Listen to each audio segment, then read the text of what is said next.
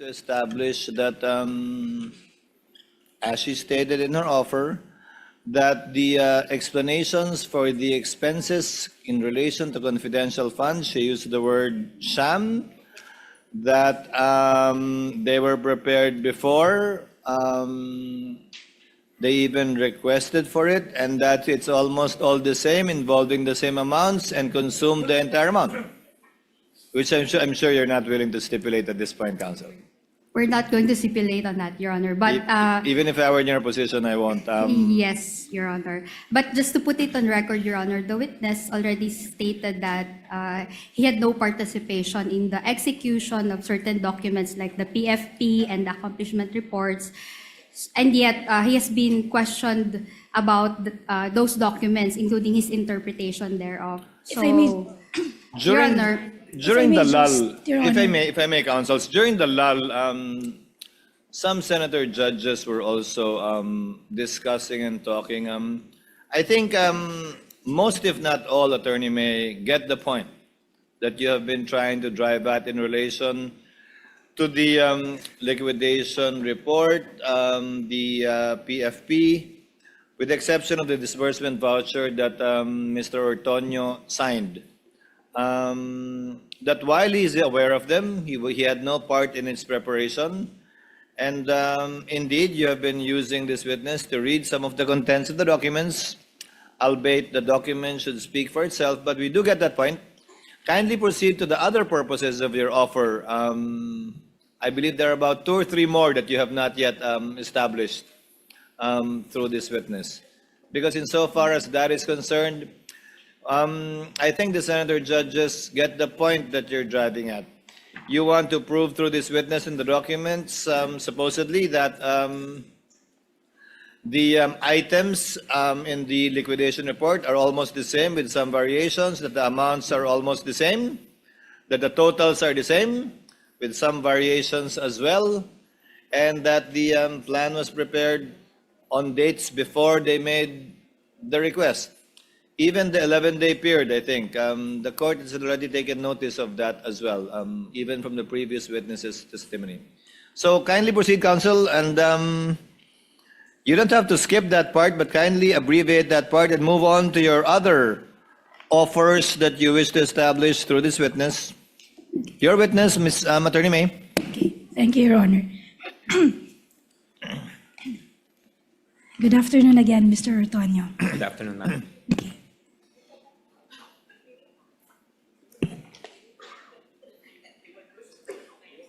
Okay. Earlier, you admitted that in 2022, your request for confidential funds was for 250 million, correct? Yes, for 250 million. But eventually, the amount given was only 125 million, correct? Yes.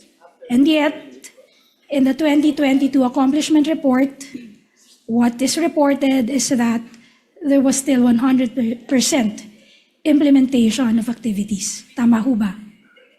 If we will be... Your Honor, please.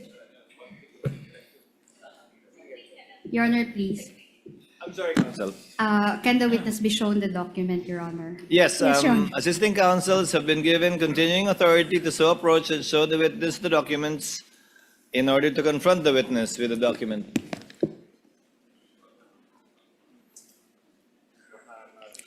Sorry again, ma'am, the question, ma'am.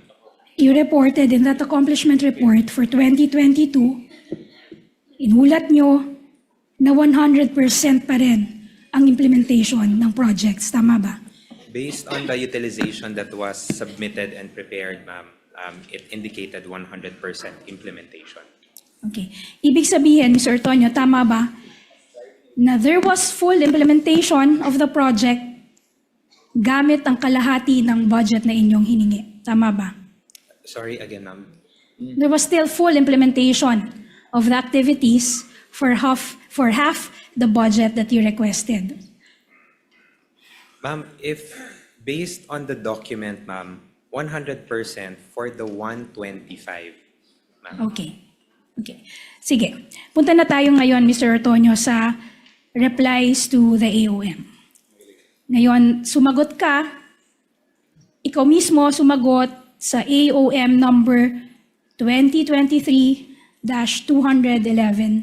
dated September 14, 2023. Tama ba? For September 14, 2023 and October 3, 3, 2023. Tama. Okay. Pero, you will confirm na yung mga AOMs na yon addressed kay Respondent Vice President, attention kay Ms. Acosta at Ms. Villa del Rey. Tama ba? That's correct, ma'am. In short, hindi naka-address sa'yo ang mga AOMs na sinagot mo. Tama ba? That's correct, ma'am. Okay. Noong hearing, noong November 25, 2024, sinabi mo na wala kang personal na kaalaman sa aktual na paggastos ng confidential funds ng OVP. Tama ba? Yes, ma'am. That's correct, ma'am. At sa pagkakaalam mo, alam din to ng Vice President. Tama ba? Wait, alam ng Vice President, ma'am, that I do not know of anything. Or that you do not have any personal participation, as you claim, doon sa paggastos ng confidential funds. Yes, ma'am. Ngayon pa man, ikaw ang tinalaga ng Vice President na tumugon sa mga audit observation memoranda na bananggit mo. Tama ba? Yes, ma'am. For audit observations, ma'am, it's usually either the Assistant Chief of Staff or the Chief of Staff who Okay. responds on behalf of the agency. Okay. Regardless kung may kaalaman ang Chief of Staff at Assistant Chief of Staff, yan ang sinasabi mo. As representative of the organization, ma'am. Okay.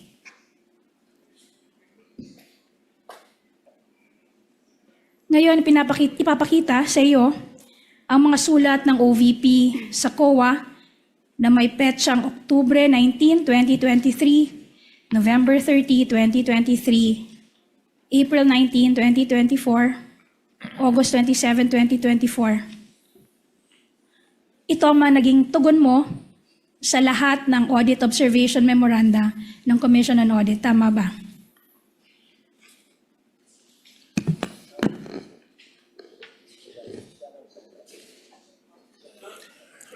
Yes, ma'am. Just note, ma'am, that for the 3 other documents, ma'am, I'm just one of the signatories. Yes. ma'am.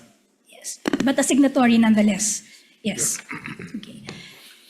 Ngayon, sa mga AOMs na inisyo ng COA sa liquidation ng OVP para sa lahat ng quarters na iyong sinagot, pinuna nito ang mga PFP na isinumite ng OVP dahil hindi nakasaad ang tiyak na confidential activity na paggagamitan ng confidential funds. Tama ba? Based on the AOM, ma'am. Yes.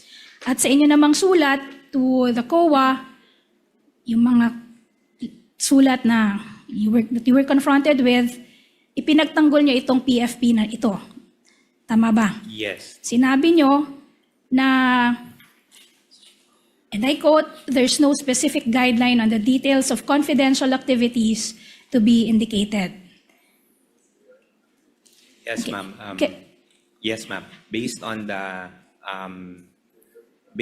annexes of the JC. ma'am. Okay. Now, you mentioned the joint circular. Now, Mr. Ortonio, may I invite you to Article 4.2 of the joint circular, which states, and I quote, all allocations of confidential funds and/or intelligence funds shall be supported with a fiscal and financial plan indicating the proposed amount allocated for each program, activity, and project where disbursements pertaining to confidential expenses and intelligence expenses shall be based. End of quote.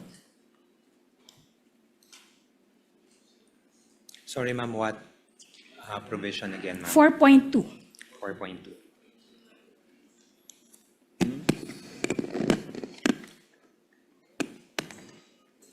Okay, ma'am.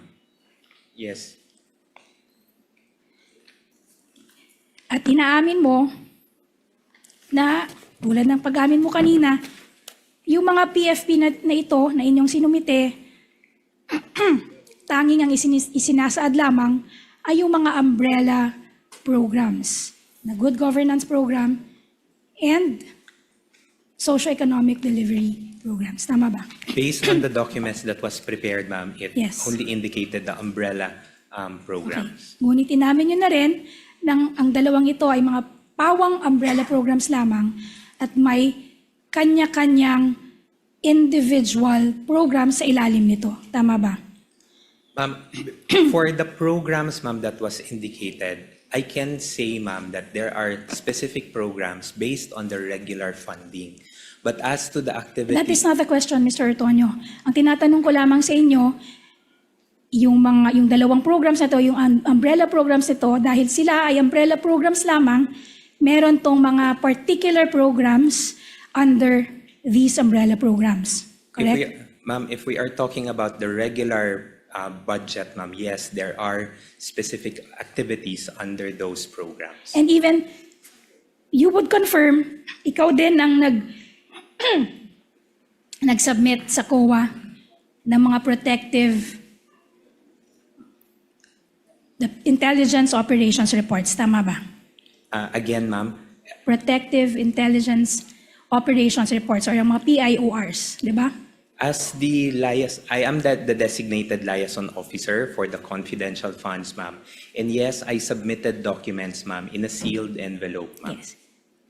When you say documents, those documents include the PIORs, tama ba?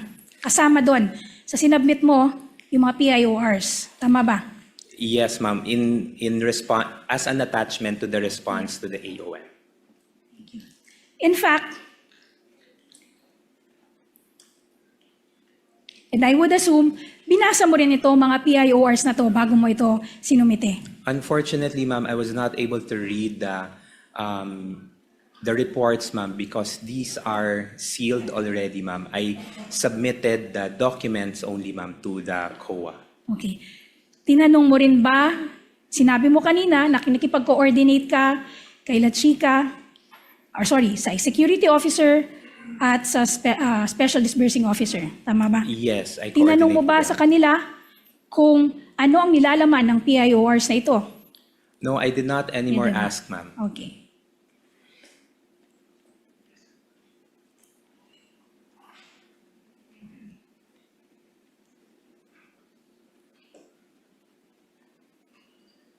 Now, dun sa AOMs din, na iyong sinagot, pinuna din ng Commission on Audit yung line item na medical and food aid. Tama ba?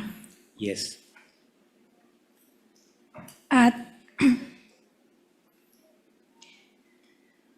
sinabi ng COA sa kanilang audit observation memoranda ng line item na ito ay hindi allowable sa gastusin ng confidential funds sa ilalim ng joint circular. Tama ba? Based on the AOM, ma'am, Yes. and we were able to send our reply to this issue or concern. And you justified the inclusion of that line item. Pinagtanggol nyo, dun sa sagot nyo sa AOMs, pinagtanggol nyo yung pagsama ng line item na ito sa inyong accomplishment reports. Tama ba? Yes, we were able to explain it through our reply. Sinabi ninyo na pinapayagan ito sa ilalim ng 4.8.4 na sumasaklaw sa purchase or rental of supplies, materials, and equipment for confidential operations. Tama ba? Yes.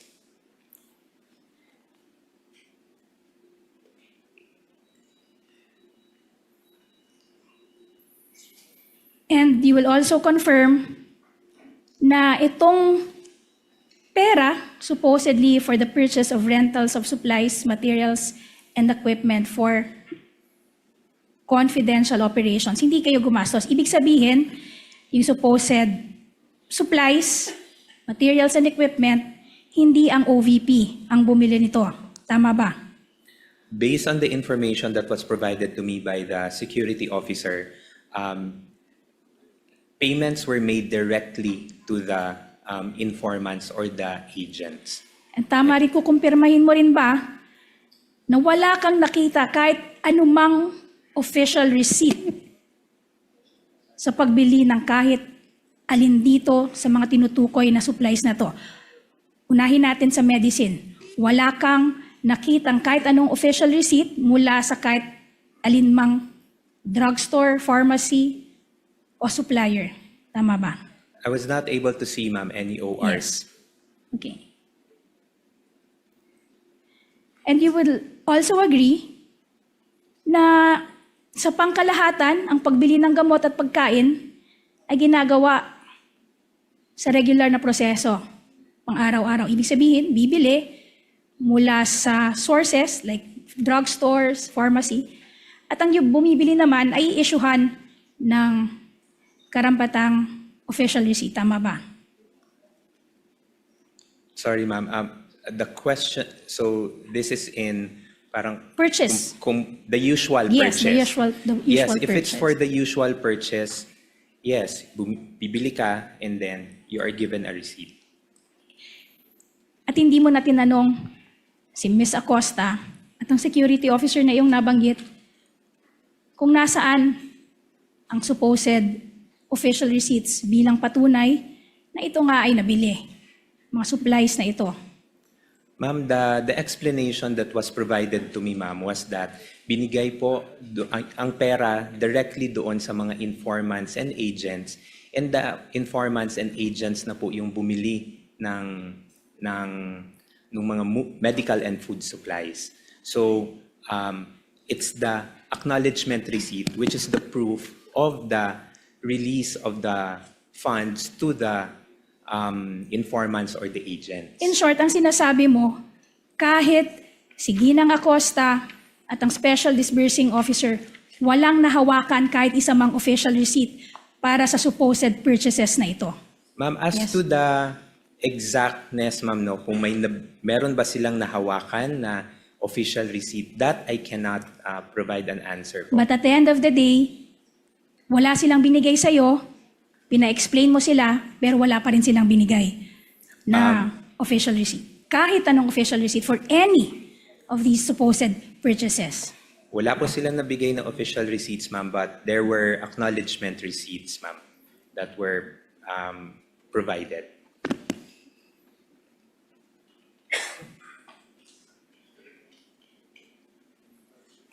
You will also confirm na yung OVP, alinsunod sa mga proyekto nito, ginagawa naman ito na bumili ng mga medisina. Tama ba? Yes, we do Yes. have our funding for Yes. purchase of supplies. In fact, sa item 1, noong sulat dated August 22, 2022, humingi kayo ng 144.72 million in regular funds for the OVP's Medical Assistance Program. Tama ba? Yes, that's for the medical and burial assistance, ma'am, but that is Okay. for the regular activities of the office. At nung binili niya yon, in fact, dun sa letter ninyo dated August 22, 2022, may nilaki pa kayo na lingguhang accounting ng mga benepisyaryo ng halaga na inyong hinihingi. Tama ba? For the projection, ma'am. Yes, for the projection.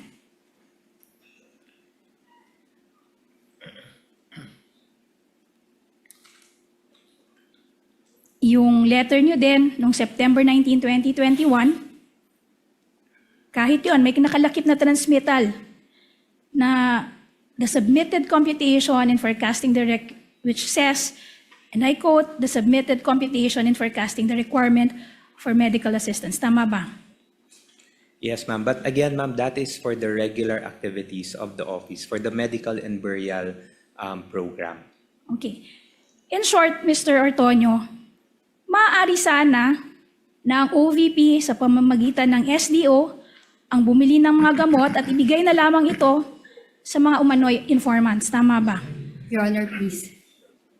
Counsel? Speculative, Your Honor. Your Honor, just because the question is premised or couched as an if question doesn't mean it's automatically speculative. It only becomes speculative, Your Honor, if it requires the witness to make a conjecture without reference to any prior admitted facts, Your Honor. Your Clear? Honor, If I may, With the permission of counsels, I see your point, Attorney Christine, but Mr. Ortonio, pwede din bang, may binigyan kayo ng medicine, di ba? Sa regular budget ng OVP. Yes po, we do have our medical and burial program, Your At Honor. yung binibigyan nyo ng medicine at burial program, cash yun. What we do po at that time is that binibili po namin yung medicine sa partner pharmacies of the Okay. OVP, and then we release it to the clients who approach the office for medical assistance In the form of medicine na. in the form of medicine. So I presume itong binibili nyo gamit yung regular budget, may resibo to. Yes, sir. Ang ginamit nyo na pang food and medicines sa confidential fund, binigay nyo diretso sa recipient, and presumably sabi ng recipient, bibili ko ng pagkain to, bibili ko Yes. ng gamot to. Based on the information, Your Honor, provided by the security officer, that's how it was. Ganun yung procedure on how the medical and food aid So was. walang resibo yun. Based on the information I gathered, sir, no official receipts was Nakalagay ba sa acknowledgement receipt kung for food or for medicine yun, o kayo na lang yung nagtali na ito food, ito medicine? Sir, unfortunately, sir, for the acknowledgement receipts, I was not able to see them personally, sir. Not a single one? No, sir. At that time, sir, I was not able to see any of the acknowledgement receipts. One last question. Yung chairs, wala ring resibo yan? Yung regarding for the chair, sir, based on the information also provided by the security officer, no receipt as well, sir, because the representation was that yun yung ipamimili nila for the tables and chairs. So what you're saying is binigay din yung pera sa informant, quote-unquote, that's your wording, para bumili siya ang bibili ng chairs at yun yung bayad sa kanya, quote-unquote. Yes, that's based on the information provided by the security officer. Just one final question, Mr. Don. So literally, may informant, imbis na bigyan ng kung ano, binayaran ng cash para bilhin yung tables, yung chairs, yung food, yung medicine. Ganun. Yes, sir, based on the information provided, sir. By the security officer. By the security Now, that's kumbaga, yun yung kwento na binigay sa'yo.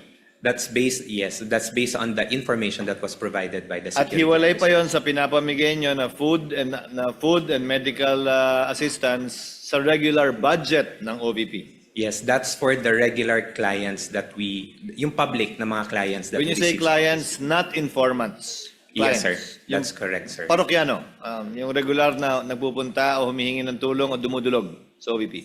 Yes, that's correct, Your Honor. Your witness, counsel. Okay. I hope it gave you the opportunity to take some of the throat meds that some of the senator judges sent you.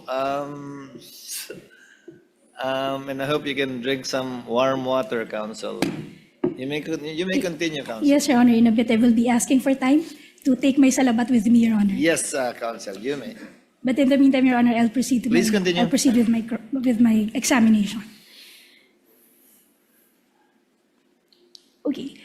Going back to the audit observation memoranda na kanina in-identify mo na galing sa COA. Dito sa audit observation memoranda na ito, particularly Prosecution's Exhibit P-I-12-A and P-I-12-B and P-I-12-E. Dito sa tatlong AOMs na to, flinag din ng Commission on Audit or pinuna din ng Commission on Audit yung payment of incentives or traveling sa mga accomplishment reports. Ayon sa COA, hindi rin ito allowable na gastusin ng confidential funds sa ilalim ng joint circular. Tama ba? That's what the AOM indicated, and we were able to send a reply as well. And in your reply, you said it is justified under 4.8.2 ng joint circular bilang rental of transport vehicle related to confidential activities. Tama ba? That's correct. Yung salitang incentives, you will admit and you will agree na hindi ito mag-a-appear sa joint circular. Ito ay sa inyong sariling piniling salita. Tama ba? Sorry again. The word incentive, hindi mo ito makikita sa joint circular. In fact, etong salita na to, kayo lang ang gumamit nito. Kumbaga, kayo ang pumili ng salitang ito na ilalagay sa accomplishment report? Based on the JC, that's not included po. Okay. And based on the JC, yung incentives, yung salitang incentives, hindi lumalabas sa kahit anumang enumeration ng item 4.8 ng mga allowable confidential expenses. Tama ba? Based on the JC, no, it does not appear. Ngayon, nang mapuna ito ng COA sa AOM for the third quarter of 2023, saka lamang naging transportation expenses ang mga halaga na supposedly nakaalat for the supposed incentives. Tama ba? Based on the report that was shown to me earlier, yes, but again, I would not have any idea on the preparation of the utilization report. Okay. In fact, sa sagot nyo sa AOM, you invoked 4.8.2, which refers to rental of transport vehicle. At sa inyo namang sagot, sa notice of suspension, ang in-invoke nyo naman, ginamit nyo ang salitang van rentals and tracking services, correct? Yes, that's correct. And what is more, sa sagot nyo sa notice of suspension, you confirmed, and I quote, the OVP did not make any payment for incentives, correct? Based And on of the course- reply that we provided, yes, we confirmed. Also, Mr. Otonio, you will confirm na in the course of your preparation, sa kurso ng pagpaprepare mo sa reply ng AOM na to, hanggang maging sa ngayon, wala kang nakita na kahit anong kontrata sa pagrenta ng sasakyan sa buong records ng OVP. Tama ba? I do not have any document po. Okay.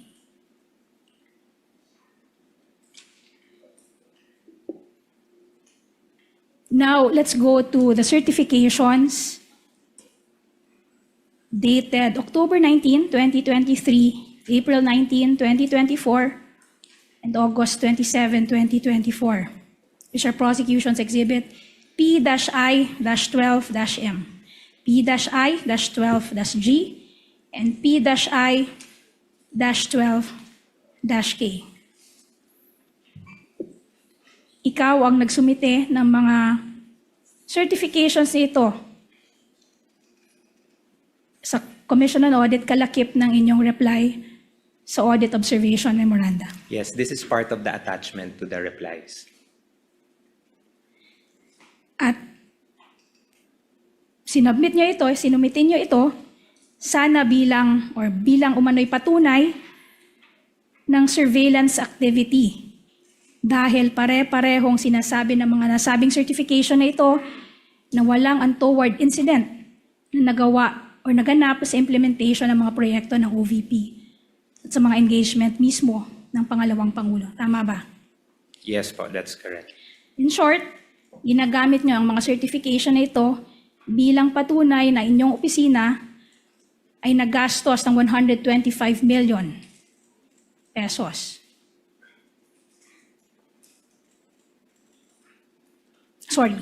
In short, ginagamit nyo ito bilang patunay na ang nagastos na 125 million ay nagresulta na walang untoward incident na nangyari dun sa mga supposed confidential project. As provided po by the security officer, this is the document that we attach to the replies. But you will confirm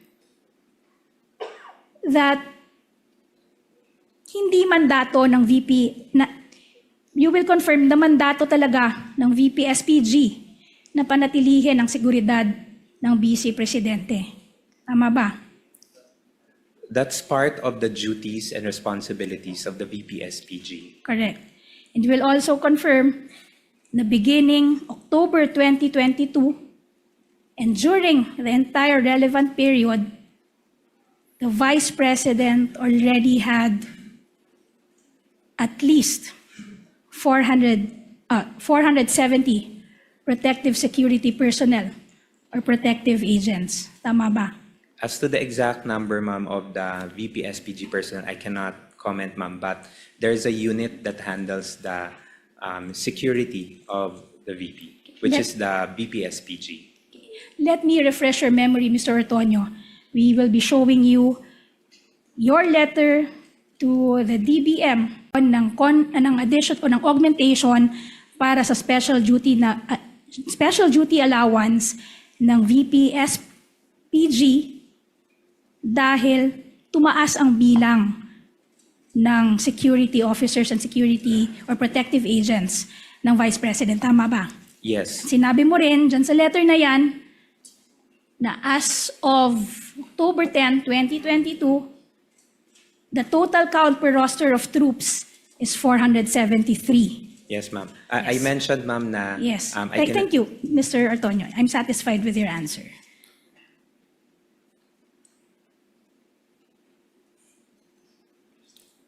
You will also confirm na nung una, humigit kumulang 95 lamang ang security personnel ng OVP. Tama ba? Kaya nga kayo humingi ng augmentation for special duty allowance dahil biglang nag-increase ito by almost fourfolds. Ma'am, Tama? ma'am, I can only answer for the security deployment during the term of VP Sara, ma'am. Correct. Hindi ba isinaad nyo rin dito sa letter na ito, in-explain nyo, kasama ang letter dated August 22, 2022. Dito in-explain nyo, bakit kayo humihingi ng special duty allowance. Yes, ma'am. Okay. Sinabi nyo, na from 95, tumaas nga ang bilang ng security Yes, ma'am. detail ng, ng Yes, ma'am. security officer or protective agent sa ilalim ng VP SPG.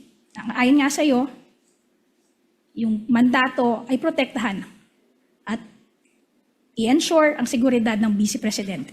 Tama ba? That's correct, ma'am. Yes. Aaminin mo rin na yung security detail ng Vice Presidente, hindi ito mga karaniwang security guards. Ito ay miyembro ng AFP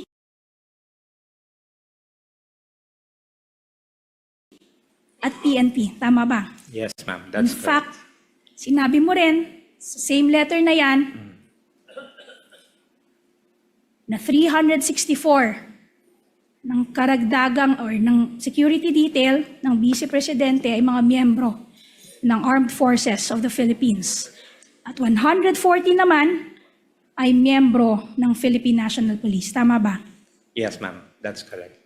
Sa inyong kaalaman, Mr. Ortonio, meron bang ibang pangalawang pangulo sa history ng Pilipinas na nagkaroon ng ganito karaming security detail? Ma'am, I cannot Objection. comment on I cannot comment for the previous vice presidents, ma'am. So you do not know. The answer is you do not know. What I can say, ma'am, is I cannot comment, ma'am, because I have no personal knowledge. You have no personal knowledge. That's correct. You will also confirm na yung special duty allowance na inyong hiningi, ito ay karagdagang allowance lamang para dito sa VP-SPG. Ibig sabihin, etong membro ng mga VP-SPG, kumukuha na ito o tumatanggap na ng sweldo mula sa AFP, sa ilalim ng General Appropriations Act for the members of the AFP, at yung mga miyembro naman ng PNP, tumatanggap ng sahod mula sa PNP. Kung alam ninyo, Your Mr. Honor, Ortonio. please.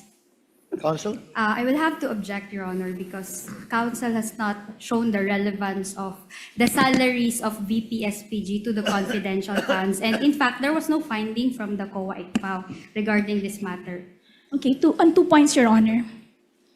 Kindly comment, Counsel. First, Your Honor, the fact that this was not flagged by the COA does not preclude this honorable court from making a finding on whether it is irregular or not. Number 2, Your Honor, it's very relevant, Your Honor, because their primary justification for the confidential funds is for ensuring the security of the Vice President, which is already governed by the mandate of the VP-SPG. In short, Your Honor, they requested funds, additional funds, for an item that is already answered for Quick reply, by Your Honor.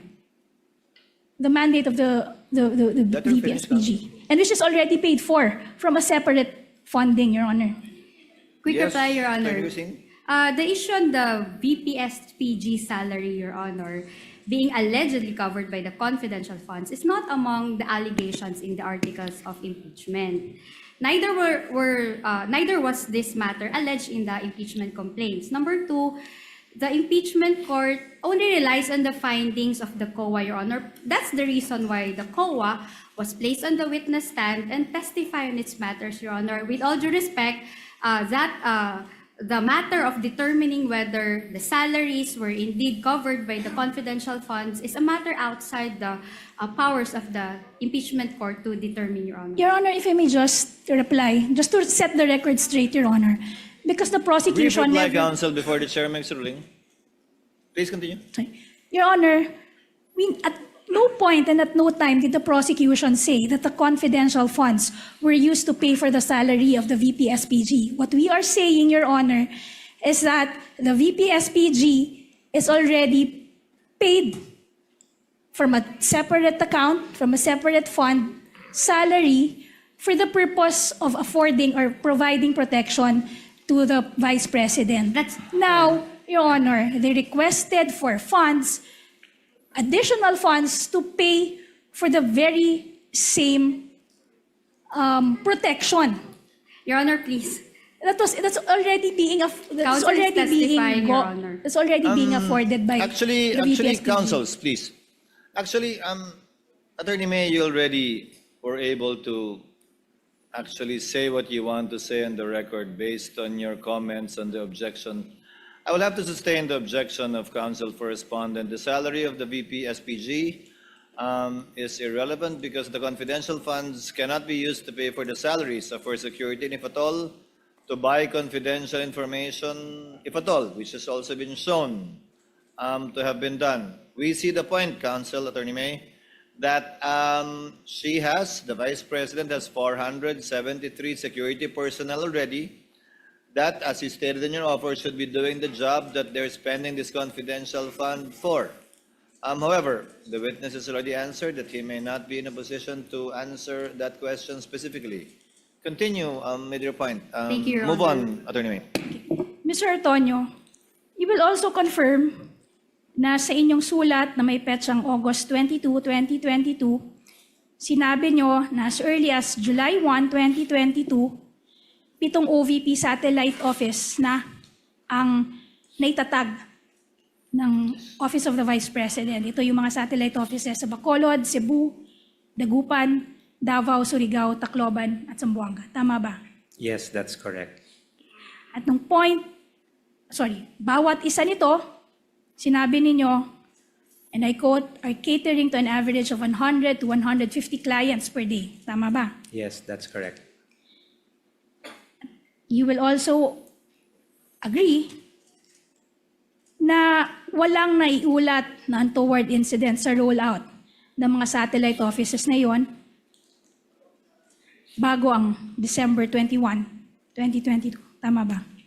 In terms of the operations within the satellite office, no untoward incidents. Okay. And you will confirm that during the rollout of the satellite offices, wala pang confidential funds ang Office of the Vice President. Tama ba? During this time, ma'am. Wala During pa. this time. Okay. And you will also confirm na beginning fourth quarter of 2023 up to the present, you continue to roll out satellite offices and projects under your umbrella programs, the Good Governance Program, the Socio-Economic Delivery Program. Tama ba? Yes. And up to this time, wala ding naiuulat na untoward incident sa mga rollout ng mga proyektong ito. Tama ba? Yes. Yes. Now, etong certification, which is prosecution's evidence, P-I-12-M, nakasulat dito na this, and I quote, "This certification is being issued upon the request of the Office of the Vice President for whatever legal purpose it may serve." End of quote. Tama ba? Yes, ma'am, Yes. based on the document. Based on the document. Kung gayon, hindi ito record na iniingatan sa karaniwang takbo ng gawain ng Office of the Vice President. In short, this is not a record kept in the ordinary business of the Office of the Vice President. Yes? Yes, I would say so. Yes. The certification was only produced upon request. Tama ba? Based on that Ma'am, document. for this specific document, ma'am, I cannot say that it is upon request, ma'am. I cannot, based on my understanding, Even I if cannot it's- assume. Even if even it is expressly stated in this document that this certification is being issued upon the request of the Office of the Vice President, hindi mo rin masasabi na issued to upon the request. Asked and answered, Your Honor. No, Your Honor, that's just a follow-up, Your Honor. Witness will answer. I cannot automatically assume, ma'am, na it is made because through a request, just merely because of a statement that indicates na based on a request.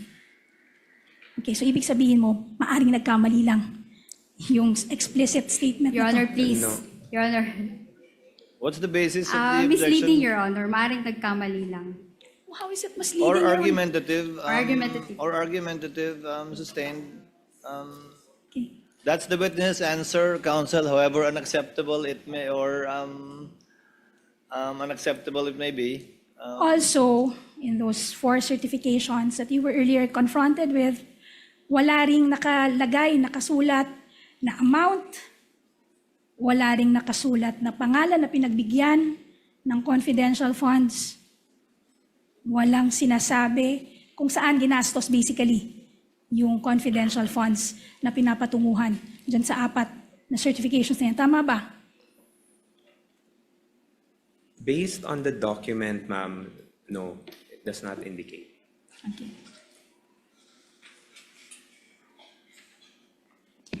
Also, Mr. Ortonio, can you please refer to Exhibit P-I-12-M? This is the first certification. Do you see that? Yes. You will confirm na yung period na sakop ng certification na yan ay December 20 to December 31. Tama ba?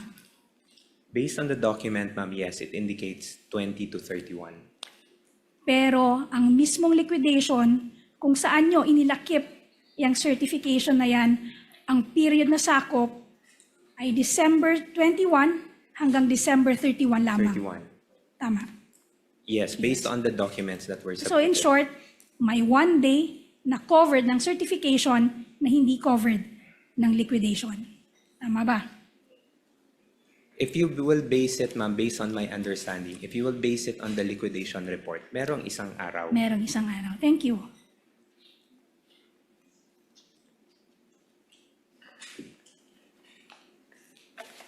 Your Honor, may I just have 1 minute, Your Honor, to Please, take a counsel, sip from take your my salabat, counsel. salabat ko.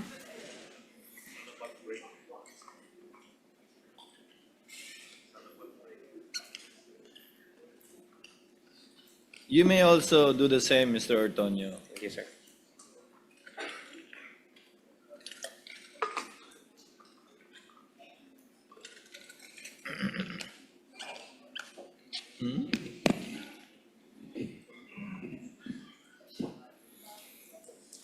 Okay. May I proceed, Your Honor? Okay, Mr. Ortonio, balikan natin yung sulat ninyo dated November 30, 2023. Which is Prosecution's Exhibit P-I-12-D.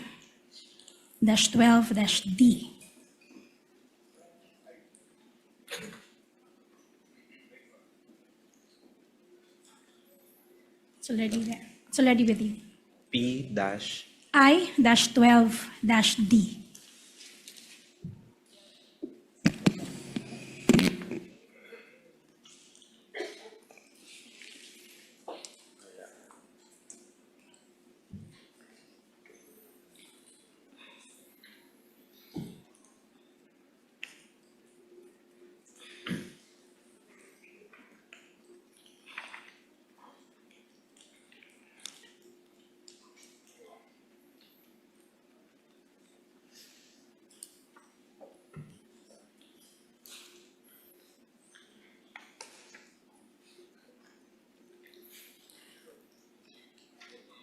Yes, ma'am. Diyan sa same letter na yan, sinabi nyo, and I quote, the OVP identified, okay.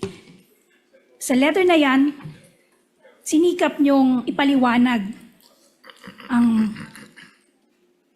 pangangailangan nyo for confidential funds. Sinabi ninyo, and I quote, the OVP identified the need for the conduct of surveillance activities to enable to craft narrowly targeted and responsive programs that would ensure peace and order and prevent criminal activities, particularly those of organized criminal groups and communist insurgents. End of quote. Ngunit, you will confirm sa parehong sulat ninyo dated August 22, 2022, inamin nyo na nga na noong July 1 pa lamang, bago pa humiling ang OVP ng confidential funds, natukoy na ng OVP, sorry, in that same letter, I'm referring to that same letter. In that same letter, inamin nyo na as early as July 1, 2022, bago pa humiling ang OVP ng confidential funds, natukoy na ng OVP ang mga programa at aktibidad na nakatuon sa poverty alleviation, magabanta sa kapayapaan at kaayusan, at pagsulong ng kaunlarang pang-ekonomiya. Tama ba? Yes, that's indicated in the letter. Dagdag nyo pa, bilang katwiran, I quote, it was necessary to conduct surveillance activities to determine where best to implement its programs to maximize their impact and reach the isolated, underserved, and unserved areas. As such, in August 2022, the OVP submitted a request through the DBM for confidential fund budget for surveillance activities which are intended to support the mandate and operations of the OVP. End of quote. Tama ba? Yes, that's correct, ma'am. Subalit, yung sa balik tayo sa letter nyo dated August 22, 2022, which is Prosecution's Exhibit P-I-4-A, you will confirm na dun sa paliwanag nyo, sa paghingi nyo ng confidential funds, nowhere there, o wala kahit saan man dyan, lumalabas ang salitang surveillance. Tama ba?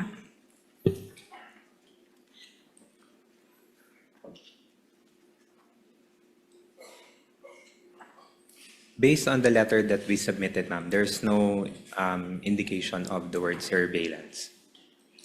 Dahil nga, ang purpose na sinabi ninyo ay, and I quote, for in consideration of the safe implementation of the various projects and activities under the Good Governance Program and the conduct of official engagements and functional representation. Diyan sa same letter na yan, hindi rin sinabi na gagamitin ng confidential funds para sa identification of areas for program implementation. Tama ba? It is not specifically stated, ma'am, in the letter, ma'am. Although in the letter, ma'am, there's already in consideration for the safe implementation of various projects and activities Yes. under the good governance. Pero hindi sinabi dito na the confidential funds will specifically be used for identification of areas for program implementation. Based on the letter request, ma'am, there's no specific explanation, ma'am. And the explanation given was in fact for the safe implementation of OVP initiatives and confidence building. Yes, Tama ba? based on the letter request, ma'am, that's the wordings that were indicated. And also, if you will refer to the fiscal and financial plan that you subsequently submitted to the DBM, sinabi nyo pa, nilagay nyo, sinaad nyo sa physical target, number of identified areas with surveillance conducted and monitored. Di ba?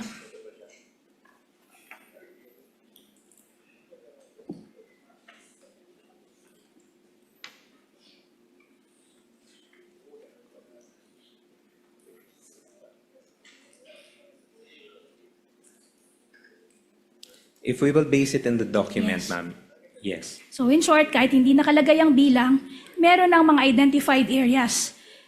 May mga lugar nang natukoy dun sa physical and financial plan. Tama ba? Ma'am, I cannot directly answer, ma'am, if there were identified areas already when the PFP was crafted, ma'am. Okay. So punta na lang tayo ngayon sa August 22, dun sa dating August 22, 2022 letter. Na inamin mo nga, na as early as July 1, 2022, meron ng 7 satellite office na naitalaga. Sa Bacolod, Cebu, Dagupan, Davao, Surigao, Tacloban, Zamboanga. Tama ba? Yes, based on the letter that we submitted. Okay. And in that same letter, naglaki pa kayo ng Annex A na parehong sulat ng aktual na benepisyaryo ng medical assistance linggo-linggo mula unang linggo ng July 22 hanggang sa mga sumusunod na panahon. Tama ba? Yes, this is the projection that we submitted.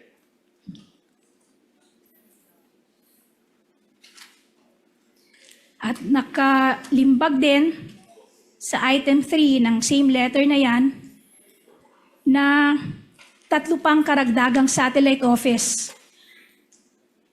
Ang augmentation ng libreng sakay, 3 OVP food truck, at Peace 911 sa Marawi. Tama ba? Yes, that's indicated in item number 3 for the additional positions. Okay, so even before the confidential funds were released or bago pa mailabas ang confidential funds, meron na kayong mga na-identify na paglalagyan ng mga satellite offices. Tama ba? Yes, there were plans already And pagro-rolloutan ng mga programa ng OVP. for Tama ba? activities. Diyan sa November 30, 2023 letter din ninyo, sinabi nyo, and I quote, "The OVP opened exploratory talks on the surveillance activities to be conducted and identified information agents to be engaged. The OVP built its information database and established a network of information agents. As such, when the requested confidential funds was released on December 13, 2022 through SARO BMB-C-22-001-2004, the OVP was able to finalize definitive agreements and obligations based on the plan." End of quote. Inilarawan ninyo sa sulat na yan ng exploratory talks. Tama ba? Yes, this is based on the information from our security officer. Sinabi nyo rin, information agent na identified kasama ng information database, network of information agents. Tama ba? Yes, as provided by our security officer. Okay. Again, wala ni isa man dito ang nabanggit sa August 2022 confidential fund request. Tama ba? Based on the initial request, no information indicated. At wala rin kahit alin man dito ang lumalabas sa PFP for 2022. Tama ba? When you say, you mean, ma'am, yung... These items, these words, information database, network information agents, identified agents, walang kahit anuman na lumalabas. Yes, ma'am. Based on the document presented earlier, ma'am, no such wordings, ma'am. Okay, hindi rin kayo nakilahok sa supposed exploratory talks na ito. Binatay nyo lamang ito sa kung anong inireport sa inyo. Tama ba? I had no participation, ma'am, because on matters of security, ma'am, that is not my expertise, ma'am. So this is from our security officer. Okay. In that same letter, as I've mentioned and as I've read, binanggit nyo rin finalized definitive agreements. Yes. Pero wala kayong ni isang isinabmit din na kahit isang definitive agreement. Kahit isa. sa mga definitive agreements na inyong tinutukoy dito sa inyong November 30, 2023 letter. Tama ba? Ma'am, when you pertain to definitive agreements, ma'am, you mean documented agreements, ma'am? Yes. Kasi para maging definitive agreements, kailangan cast in stones. Ibig sabihin, nakasulat siya. Ma'am, in terms of any documentation or documented agreements, ma'am, there were no documents that were provided, ma'am.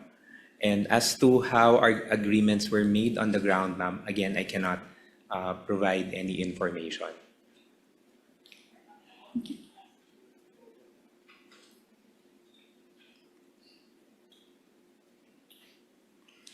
You will confirm that from the time the SARO was released on December 13 to the drawdown of the check noong December 20, 2022, itong araw lamang ang naglapse. Ang posisyon ba ng inyong opisina sa loob ng 7 araw na iyon na finalize ninyo ang definitive agreements sa supposed nationwide network ng mga ahente na inyong binanggit sa inyong letter? Ma'am, as to how the agreements were finalized or made, ma'am, that I cannot provide an answer, ma'am, if those were done within the 7-day period. Okay. In that same letter, for the first time, you also denied that the 2022 confidential funds were spent in just 11 days. And your explanation was, and I quote, on December 20, 2022, a cash advance for confidential fund was drawn to facilitate payment. Please take note of these words. For the obligations already incurred.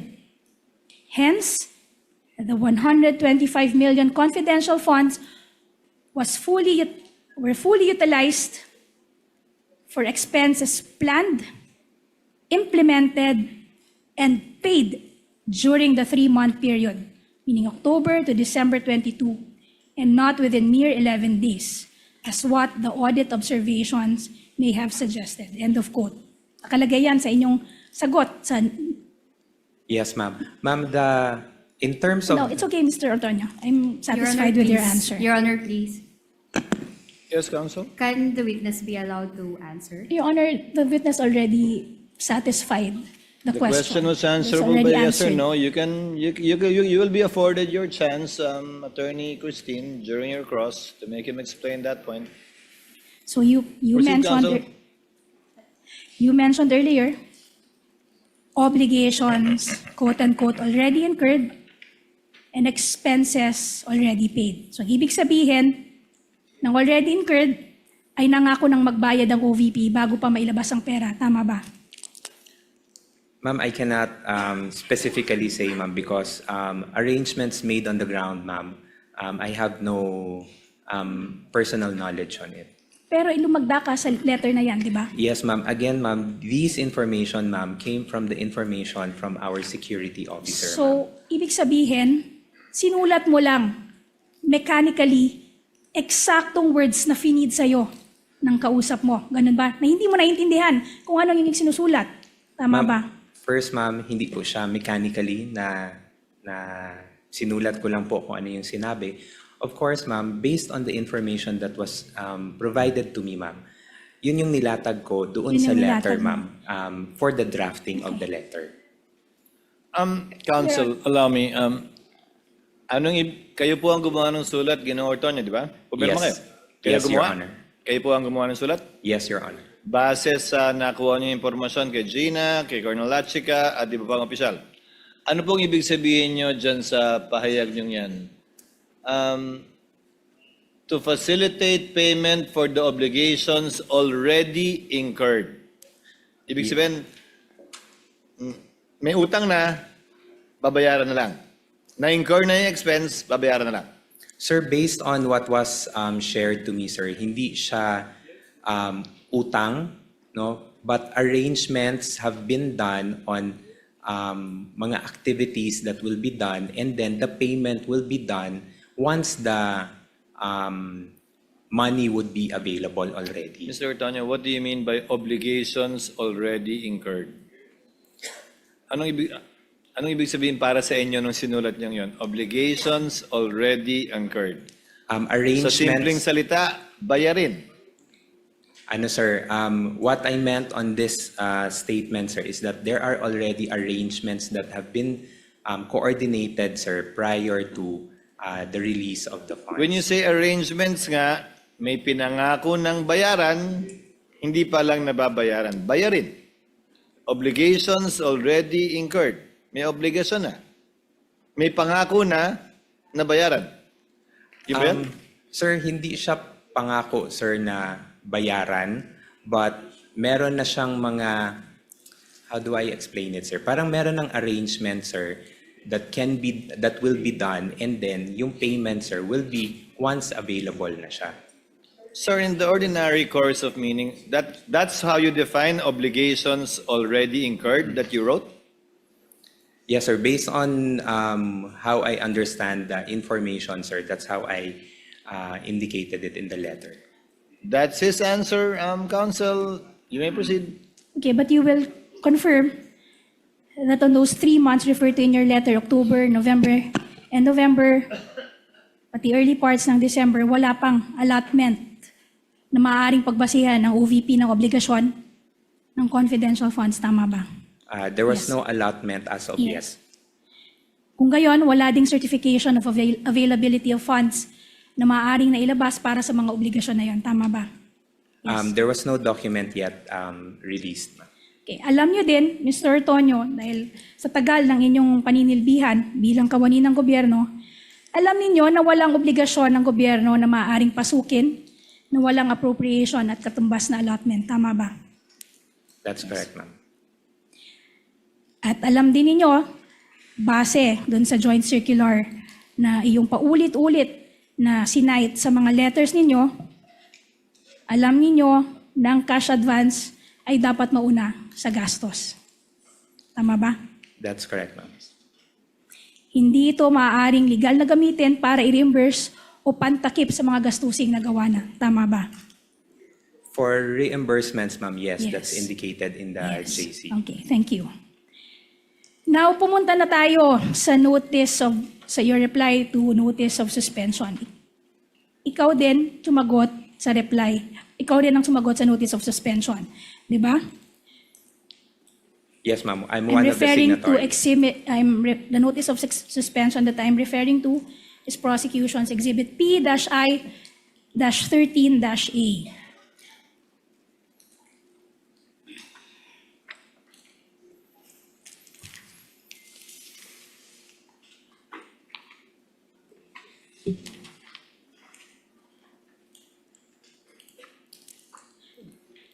Dito sa notice of suspension na to, pinuna ng COA, and I quote, "There is discrepancy in the total amount of expenses based on the submitted accomplishment report as against the DEPs." Ibig sabihin ng COA, hindi nagtutugma ang total amount ng expenses sa accomplishment report at sa DEPs na sinabmit ng inyong opisina. Tama ba? Yes, ma'am. That's correct. Ayon sa COA, ipinakita ng accomplishment report na iyong sinumite na ginamit ang confidential fund sa mga gastusing may kabuuhan ng 125 million pesos. Pero pagdating sa DEPs, nang itotal na ito, ang gastusing actual na naganap ay may kabuuhang 125,150,000 pesos. Tama ba? Yes po, that's correct. In short, may pagkakaibang 150,000. Yes. At nung sumagot kayo, dyan sa notice of suspension na yan, I'm referring to your letter dated March 13, 2024, which is prosecution's exhibit P-I-13-A. Sa sagot ninyo, ang paliwanag ninyo ay yung mga resibo, I quote, may have been inadvertently mixed. Tama ba? Yan yung paliwanag nyo dun sa 150,000 pesos.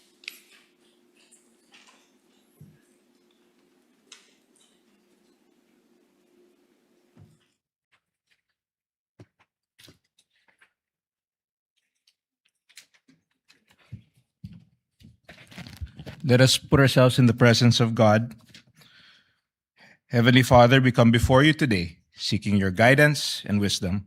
Align our hearts with yours and our plans with your purpose. Grant us the wisdom to discern absolute truth from partisan noise. We ask for that generous wisdom, Lord, so we can make decisions that reflect your love and justice. Clear our minds so that we can make fair and righteous rulings in this impeachment trial. May we always lean on your understanding and not our own. Provide us with the courage to rule with strict impartiality, ensuring fairness to both the accused and the people we serve. May our decisions honor the Constitution, uphold the rule of law, and preserve the integrity of our nation. Guide us in humility, compassion, and integrity as we serve, knowing that we are accountable to you above all. In Jesus' name we pray. Amen. Amen. The clerk of court will now call the roll. Roll call of members. Senator Judge Aquino. Senator Judge Cayetano Alan. Senator Judge Cayetano Pia. Senator Judge De La Rosa. Senator Judge Ejercito. Senator Judge Estrada. Senator Judge Go. Senator Judge Ontiveros. Senator Judge Lacson. Senator Judge Lapid. Senator Judge Legarda. Senator Judge Marcoleta. Senator Judge Marcos. Senator Judge Padilla. Senator Judge Pangilinan. Senator Judge Soto III. Senator Judge Tulfo Erwin. Senator Judge Tulfo Rafi. Senator Judge Villanueva. Senator Judge Villar Camille. Senator Judge Villar Mark. Senator Judge Zubiri. The presiding officer, Senator Judge Escudero. The Senate President, Senator Judge Gatchalian. With 17 senator judges present, the chair declares the presence of a quorum. In accordance with the rules of procedure on impeachment trials, the chair now recognizes the duly elected presiding officer to preside over the proceedings of the impeachment court. Thank you, Mr. Senate President. If there are no objections, we shall dispense with the reading of the August 25, 2026 Journal of the Senate sitting as an impeachment court and shall consider the same as approved. The clerk of court will please call the case before the impeachment court. Kindly turn on the mic of the clerk of court. Case number 004-2026 in the matter of impeachment trial of Vice President Sara Duterte. Appearances of the for the parties. Same appearance for the prosecution, Your Honor. We are ready. Good morning, Honorable Chua. For the respondent. Same appearance for the respondent accused. Good morning, Your Honors. Good morning, Attorney Poa. As discussed yesterday by the presiding officer, we shall begin with a brief reply of Attorney Ligutan before the court's ruling with respect to the points raised by the lead counsel for the respondent and some other matters that pertain similarly to that topic, and then proceed with the cross-examination of Attorney Christine and the redirect and or recross, if any. Your Honor. Your Honor, Yes, Honorable Chua. I will now turn over to Attorney Libutan for his brief reply. Attorney Ligutan is recognized Your Honor. for his hopefully brief reply. Yes, Attorney Poa. Just before we give Attorney Ligutan his time, Your Honor, just wanted to make a quick manifestation. It was just brought to our attention yesterday that after the proceedings that we had yesterday, that an interview was given wherein I think what was discussed yesterday about the word scam, etc., was repeated during an interview. Now, while it may have been stated in a matter that's sort of a matter of factly, we do hope that this will be included in the ruling of the Honorable Presiding Officer. It At is least for included, guidance, Your actually, Honor. Attorney Poa. Thank you, Your Honor. Yes, Attorney Ligutan. Hello. It's working. Hello. You are recognized, sir. You may proceed when you're ready with Thank respect you so to much. your, shall It's I brief. call it, counter manifestation.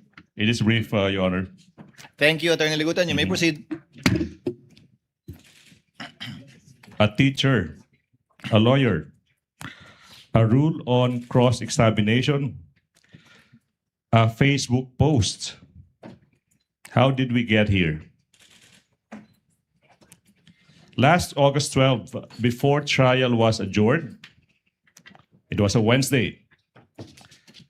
Out of the blue, the defense made a manifestation or should I say, a big issue of my Facebook post earlier that morning.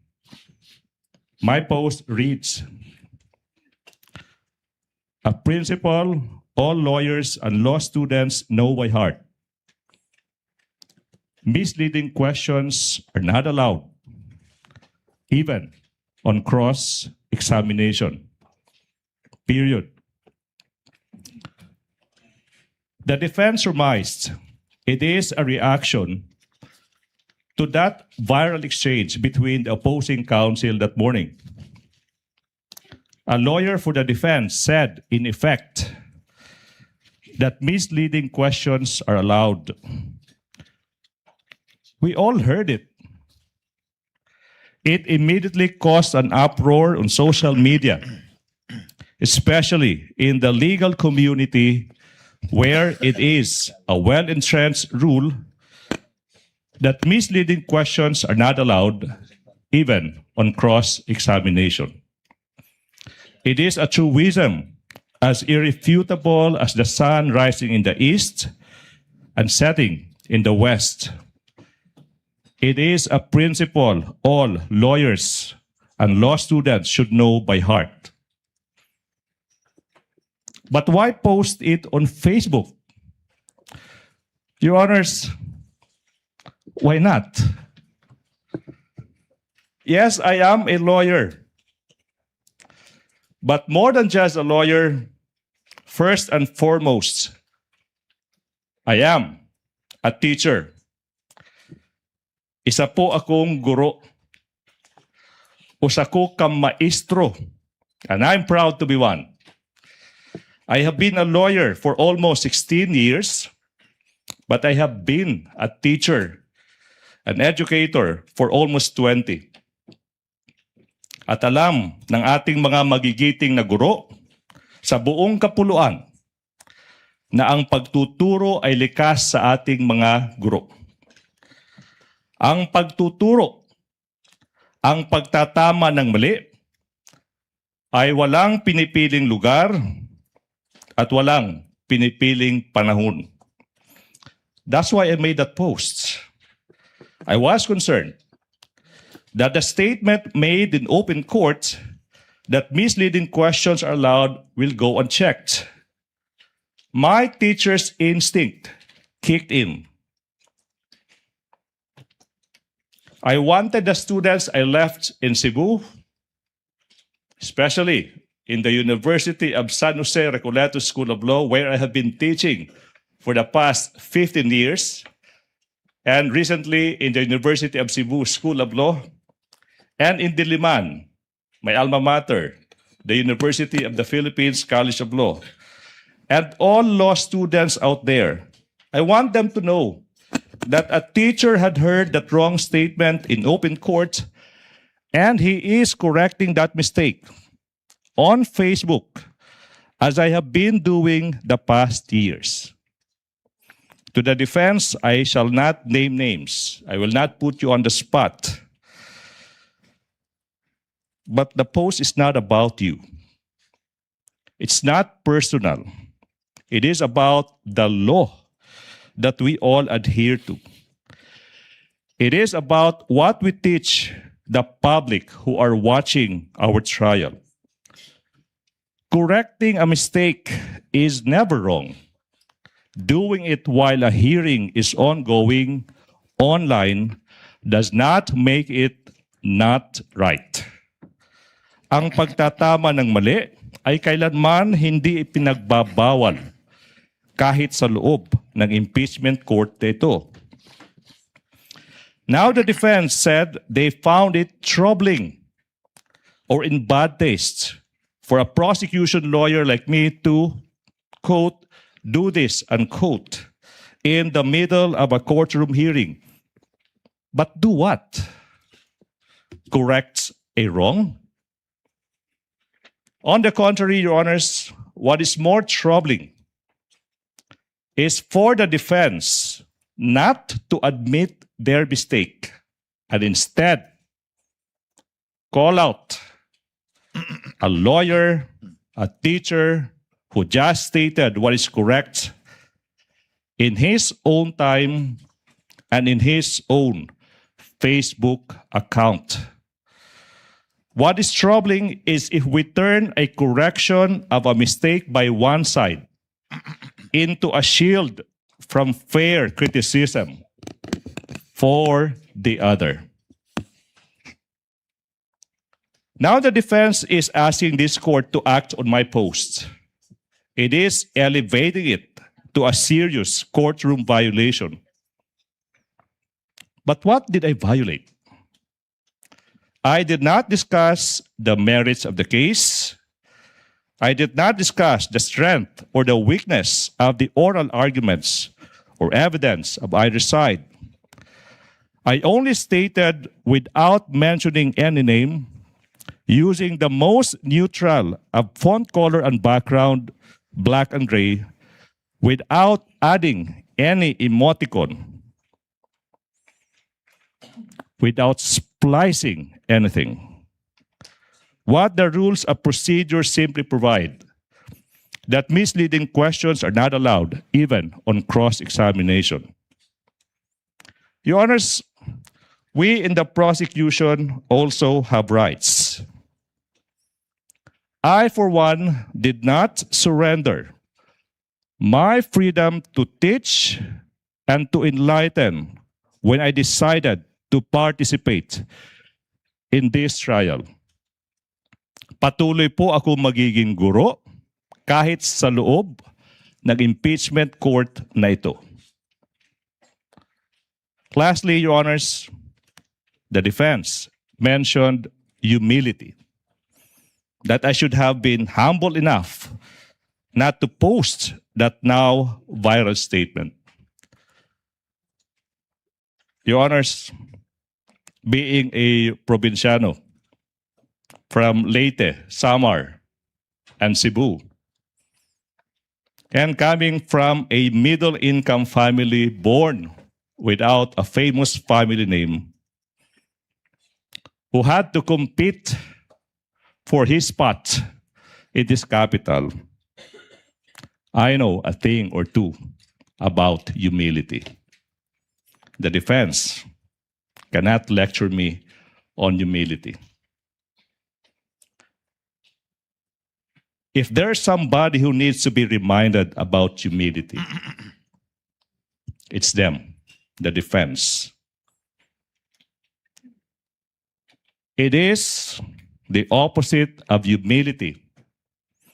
It is pride, not to admit a mistake, or worse, call out someone who simply corrected that mistake. Good morning. That does not fall under my definition of brief, counsel, but we will take it nevertheless. For the record, before the chair makes its ruling on these matters, the TSN says, Attorney Kapunan, leading, and then she corrected herself, misleading questions are not allowed on cross. Attorney Ferrer, she said they're allowed. Now, the TSN cannot possibly cover the overlapping voices, if at all. So most likely what happened, although we will check the video, would be Attorney Ferrer commenting on the earlier statement that was corrected later on by Attorney Kapunan and changed leading to misleading. Perhaps Attorney Ferrer was referring to leading questions and not misleading questions. But having said that, nevertheless, the court will include that as part of its ruling, with one caveat, Attorney Ligutan. While you do not remove your hat as a teacher wherever you go, the same is true with this representation. I had my fair share of teaching as well. Under the rules of the Senate, unfortunately, you have to unbundle it. You have to decouple it.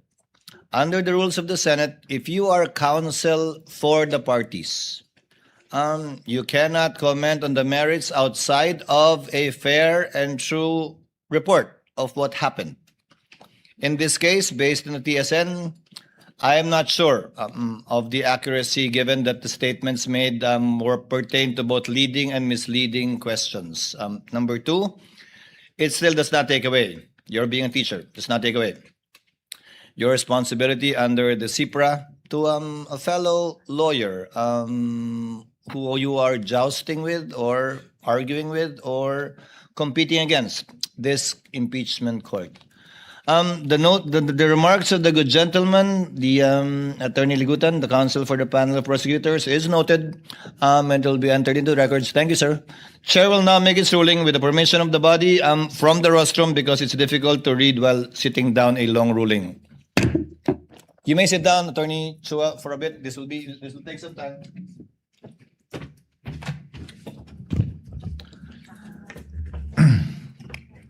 With the permission of the Senator Judges. The Chair wishes to address certain matters as it is necessary to protect the integrity of this trial. It has come to the Chair's attention over time that public statements attributed to persons covered by the rules on impeachment, whether made in interviews or in social media, appear to concern the evidence, the credibility of witnesses, and issues pending before this court, which may fall within the prohibition under Rule 18 of this court. Although the immediate matter arose from statements and conduct involving respective counsel last August 12, it raises broader concerns affecting the impartiality, decorum, and integrity of the impeachment court. Before imposing or enforcing standards of restraint upon the parties and their own counsel, the court must first look inward and put its own house in order. The Chair shall therefore resolve these matters in three parts. First, the duties of impartiality and decorum incumbent upon senator judges. Second, the scope, coverage, and prospective enforcement of Rule 18. Third, the specific guidelines governing compliance with Rule 18. First, senator judges' impartiality, decorum, and the internal remedy. The Chair begins where institutional discipline must always begin, with the court itself. The restraint, impartiality, and decorum demanded of the parties and their counsel must first be exemplified by those who sit in judgment. As senator judges, let us keep in mind our oath, quote, to do impartial justice according to the Constitution and the laws of the Philippines, close quotations. And the requirement under Rule 3 of the Rules of Impeachment to observe political neutrality therein defined as, quote, the exercise of a public's official duty without unfair discrimination and regardless of party affiliation or preference. The Chair likewise cites the relevant provisions of the 2025 Code of Judicial Conduct and Accountability, or CIPRA, on impartiality and the sub judice rule. Canon 3, Section 10 provides, quote, during the pendency of a case, a judge shall not knowingly make any comment in and out of court that could reasonably be expected or perceived to affect its outcome, impair the fairness of the process, or diminish the public's confidence in the court's impartiality. Canon 4, Section 24 provides, quote, a judge shall not engage or use any form of expression which tends to violate or has the effect of violating the sub judice principle, provoke or inflame divisive and contentious issues of public concern, or project an image not compatible with the dignity of their position. Taken as a whole, these principles remind us of our duty to preserve the impartiality of this court and the fairness of these proceedings. As the court said in People v. Court of Appeals, GR number 118882, this court has repeatedly and consistently demanded, quote, the cold neutrality of an impartial judge as the indispensable imperative of due process. Judicial proceedings are not orchestrated plays in which the parties are supposed to make motions and reach the denouncement according to a prepared script. There is no writer to foreordain the ending. Close quotation. Also in Berso versus Rabe, AM number RT 21010, a judge must not only be impartial, but must also appear to be impartial, as an added assurance to the parties that his decision will be just. Litigants are entitled to no less than that.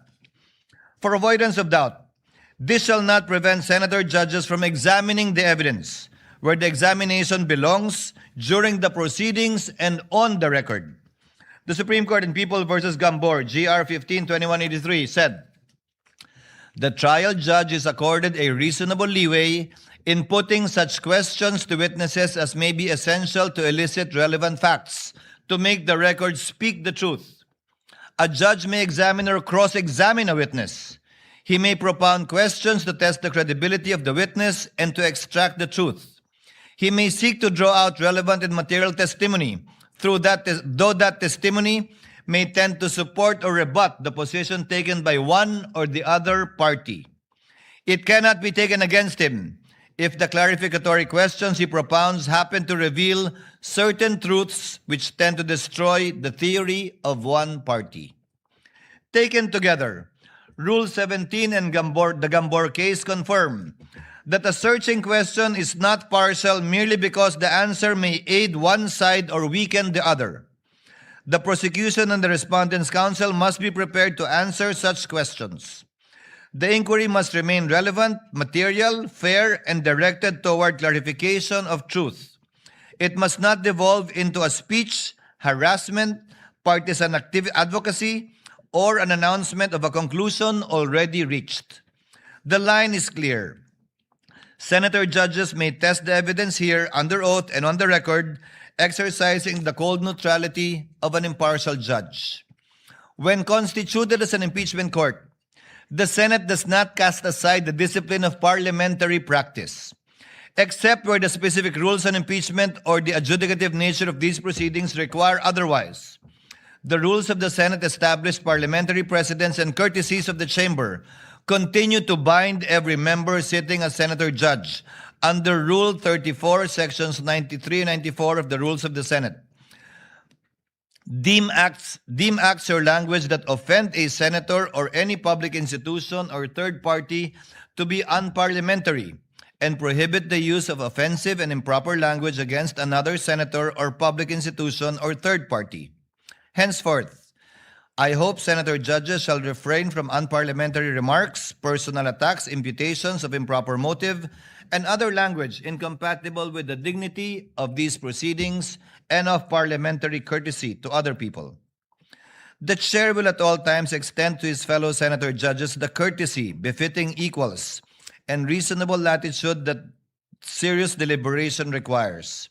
Differences in judgments and vigor in debate are to be expected and shall, as far as practicable, be met with patience, flexibility, and respect. Should circumstance so require, however, the chair will not hesitate to enforce the rules of this impeachment court, the rules of the Senate, particularly sections 95 and 96. In this chamber, firmness need not be unkind, nor courtesy come at the expense of duty. Both serve the same end, the fair and honorable administration of justice. Further, where a senator judge is alleged to have violated the impeachment oath, Rule 18, or any other applicable rule of the Senate, an available institutional remedy within the Senate is the filing or referral of an ethics complaint to the Senate Committee on Ethics and Privileges in accordance with the internal rules of the Senate. Under Rule 10, Section 13-16 of the Rules of the Senate, the Committee on Ethics has jurisdiction over all matters relating to the conduct, rights, privileges, safety, dignity, integrity, and reputation of the Senate and its members. Any disciplinary action remains for the Senate to determine under Article 6, Section 16.3 of the Constitution and applicable rules. This shall not be a proper subject matter to be taken up within this impeachment court so as not to divert the attention from the impeachment trial against the respondent in this case. Accordingly, the chair reminds all senator judges, first, to observe the impartiality and political neutrality required by their oath and the rules. Second, to observe the parliamentary rules, precedents, and courtesies of the Senate and refrain from unparliamentary, offensive, or improper remarks. Third, to exercise their authority under Rule 17 to question witnesses, prosecutors, and counsels for the respondent and the prosecutor during the proceedings on the record instead of through commentaries in social media. Second ruling, Rule 18, scope, coverage, and prospective enforcement. Note on the statement prospective enforcement.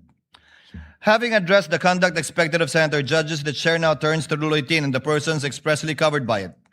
The chair makes this ruling not only in response to the manifestation and motion made by counsel for the respondent, Attorney Sheila Sison, on August 12, and after due consideration of Attorney Ligutan's explanation, but also on the basis of the chair's independent findings of seeming violations of Rule 18.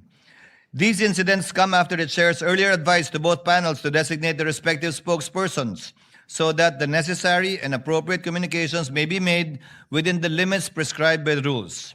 Since that advice has not been fully observed, the chair now finds it necessary to restate and strictly enforce those restrictions. Article 18 of the Rules on Impeachment provides, the presiding officer, the members of the Senate, shall refrain from making any comments and disclosures in public pertaining to the merits of a pending impeachment trial. The same shall likewise apply to the prosecutors, the person impeached, and their respective counsel and witnesses. This rule exists to balance the public's right to information on matters of public concern with the need to protect the integrity of the proceedings from public prejudgment. The rules of court apply only suppletorily to these proceedings. When the rules on impeachment expressly and specifically govern a matter, they control. Since Rule 18 directly governs public comments and disclosures pertaining to the merits of the pending impeachment trial, it is for this court, in the exercise of its authority and sound discretion, to determine whether a particular statement violates that rule. Henceforth, with respect to prior statements or conduct covered by Rule 18, the court shall extend grace, exercise liberality, and wipe the slate clean, tabula rasa, so to speak. From this point forward, however, Rule 18 shall be strictly enforced and be given full force and effect. Accordingly, the chair hereby strictly enjoins all persons covered by Rule 18. You know who you are, and based on the records, we know who you are. From making public statements or otherwise discussing, sharing, or endorsing comments pertaining to the merits of this pending impeachment trial, and from engaging in trial by publicity, as they directly threaten the independence of the court, degrade the dignity of the tribunal, and risk turning it into a circus, and weaponize the media to substitute public outrage or actual evidence. We are in receipt of the appearances of the parties. So, ang covered po ng Rule 18 would be all those who appeared, both from the panel of prosecutors and the counsel for the panel of prosecutors. Chair earlier reminded the parties, designate a specific spokesperson. Wala pong problema kung hindi naman siya kasama sa panel. Walang problema kung hindi siya kasama sa counsel for the panel of prosecutors. The spokespersons are free to say whatever they want to say, but not, and there are limitations insofar as the panel of prosecutors and the counsel for the panel of prosecutors is concerned. Clearly, up to today, the spokesperson of both parties are still part of the counsel for the parties, some with more violations than others. So without enumerating the counsels where this rule applies, I think you know who you are, given the entries of appearance you've already made. These restrictions apply with particular force not only to counsel for the parties, but also to us, senator judges, and all other persons whose public statements are governed by Rule 18. Rule 18 makes specific mention of the respondent. It does not make mention of the complainants in this case, given the public nature of this case. So outside of the senator judges, outside of the counsels for the parties, particularly mentioned would be the respondent herself, as well as the witnesses called. Third ruling, guidelines for compliance with Rule 18. To ensure a common standard, the chair now states the guidelines governing compliance with Rule 18. That line is crossed when a public comment by any person covered by Rule 18 falls within the phrase, quote, pertaining to the merits. In this regard, jurisprudence has consistently distinguished matters going into the merits of a case from those which are merely procedural, incidental, or collateral. In De Leon versus Deliana, GR 21-2277, as a technical legal term, merits has been defined in law dictionaries as a matter of substance in law as distinguished from matter of form, and as the real or substantial grounds of action or defense in contradistinction to some technical or collateral matter raised in the course of a suit in Badoy versus Magdoza Malagar, AM number 220916 SC, comments on the merits of the case may refer to the credibility of witnesses, the character of the accused, the soundness of alibis offered, the relevance of the evidence presented, and generally any other comment bearing on the guilt or innocence of the accused. Pursuant to the en banc case of INRE published threats hurled by Attorney De Vera, AM number 011203 SC, number 1, no party shall make public comments, statements, insinuations, or rhetorical questions that, number 1, prejudge the issue to predict the outcome of the trial.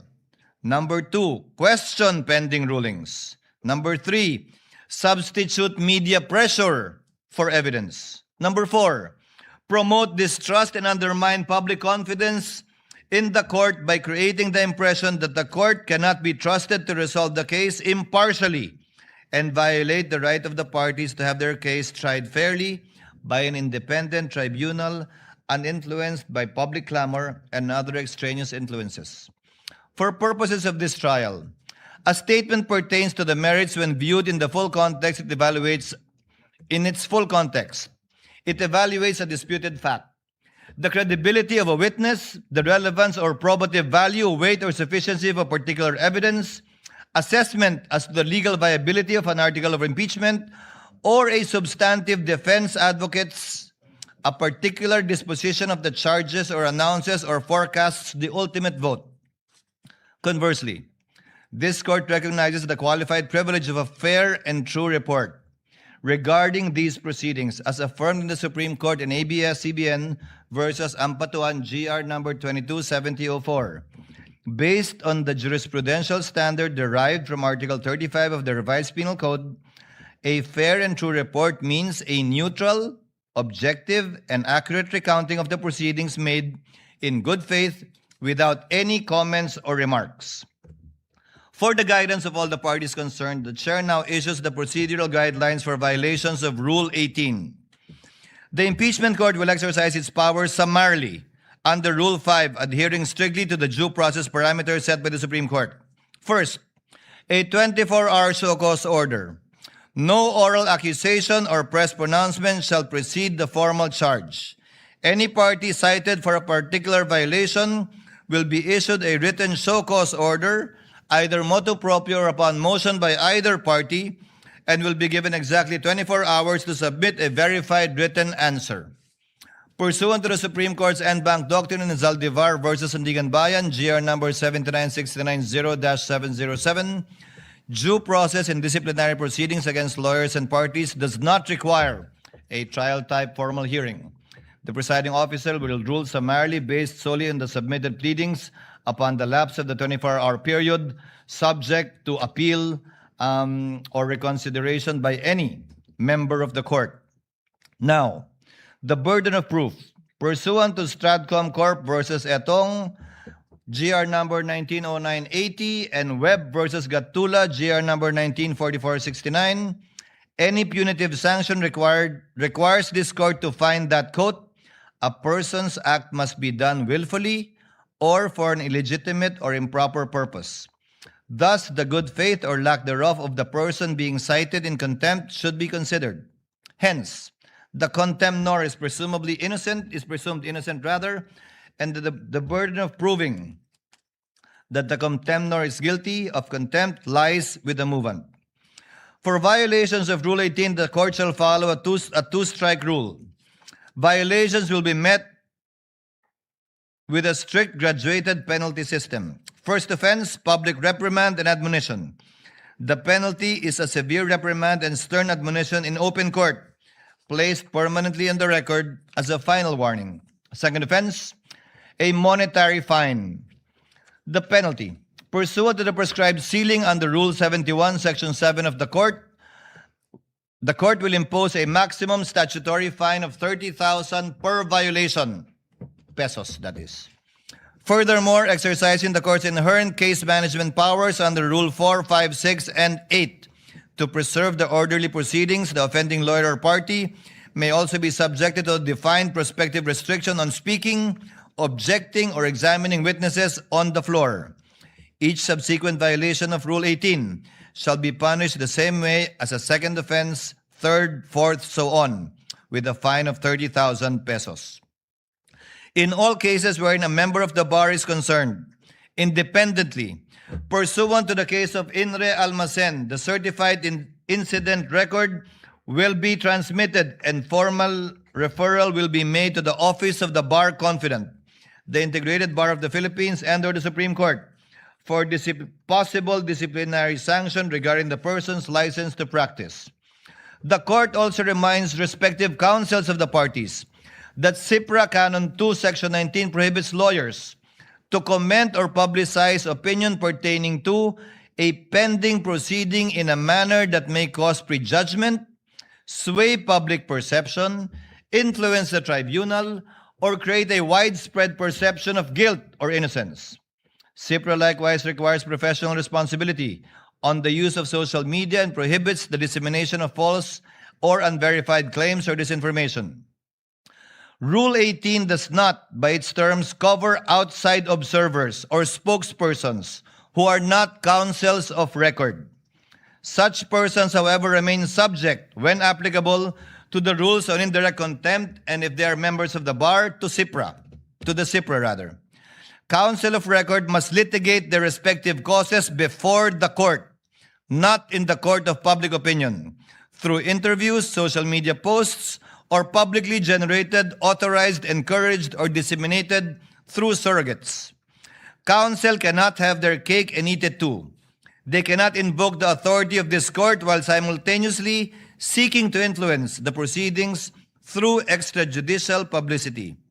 In fact, the chair has in its hands certain statements to cite as examples, without naming names, but you know who you are, who mentioned these quotes.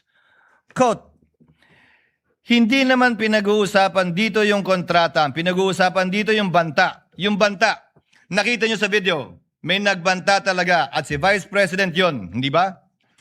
If this was stated by a spokesperson or any third-party observer, it would not have been a problem. But this was stated by a counsel of record.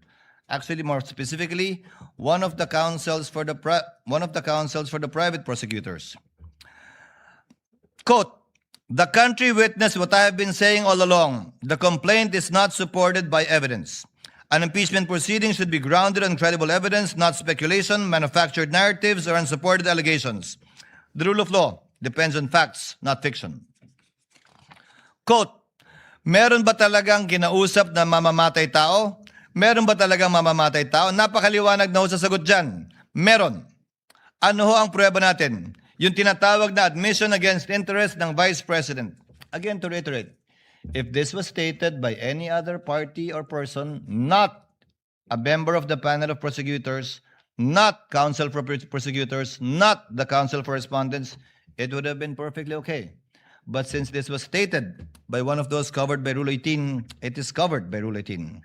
Quote, since na-establish na namin yung hinahanap namin doon sa talagang testigo lamang, 3 testigo lamang, finargo na namin yung ibang mga testigo, na-establish na namin ang gusto namin i-establish sa Article 4. Quote, itong mga bank records don't lie. Hindi na ito pwedeng maspin. Yan at sabihin gawa-gawa lang ng prosecution ng gobyerno. Itong mga usapin na unexplained wealth ng Vice President. Quote, it is clear that the Vice President had a direct hand on this. She signed off to it. No, not just the use, but the way it was liquidated. Quote, yun pong binabanggit ni Attorney Capona na scam. Yun pa rin ho yun. Pagtingin ho namin na inilantad ngayong araw po na ito, yung pagiging scam, iskandalo nitong confidential fund misuse. Quote, malinaw din na sinasabi niya na hindi kailangan sabihin pa na ginamit ito para sa personal na paggamit ng Vice President, itong confidential funds na ito. Dahil sabi nga niya, nakalagay na yan doon sa joint circular. Quote, siguro naman, it's plain for everybody to see yung conclusion, no? Yung conclusion na tama ba yung pinagamitan ng confidential fund? Hanggang kailan ba yung pagpipikit mata natin sa isang bagay na napakaklaro naman? Quote, To be fair, let's wait for their defense if they have any or their evidence. But so far as we are concerned, our position, you violated the public trust.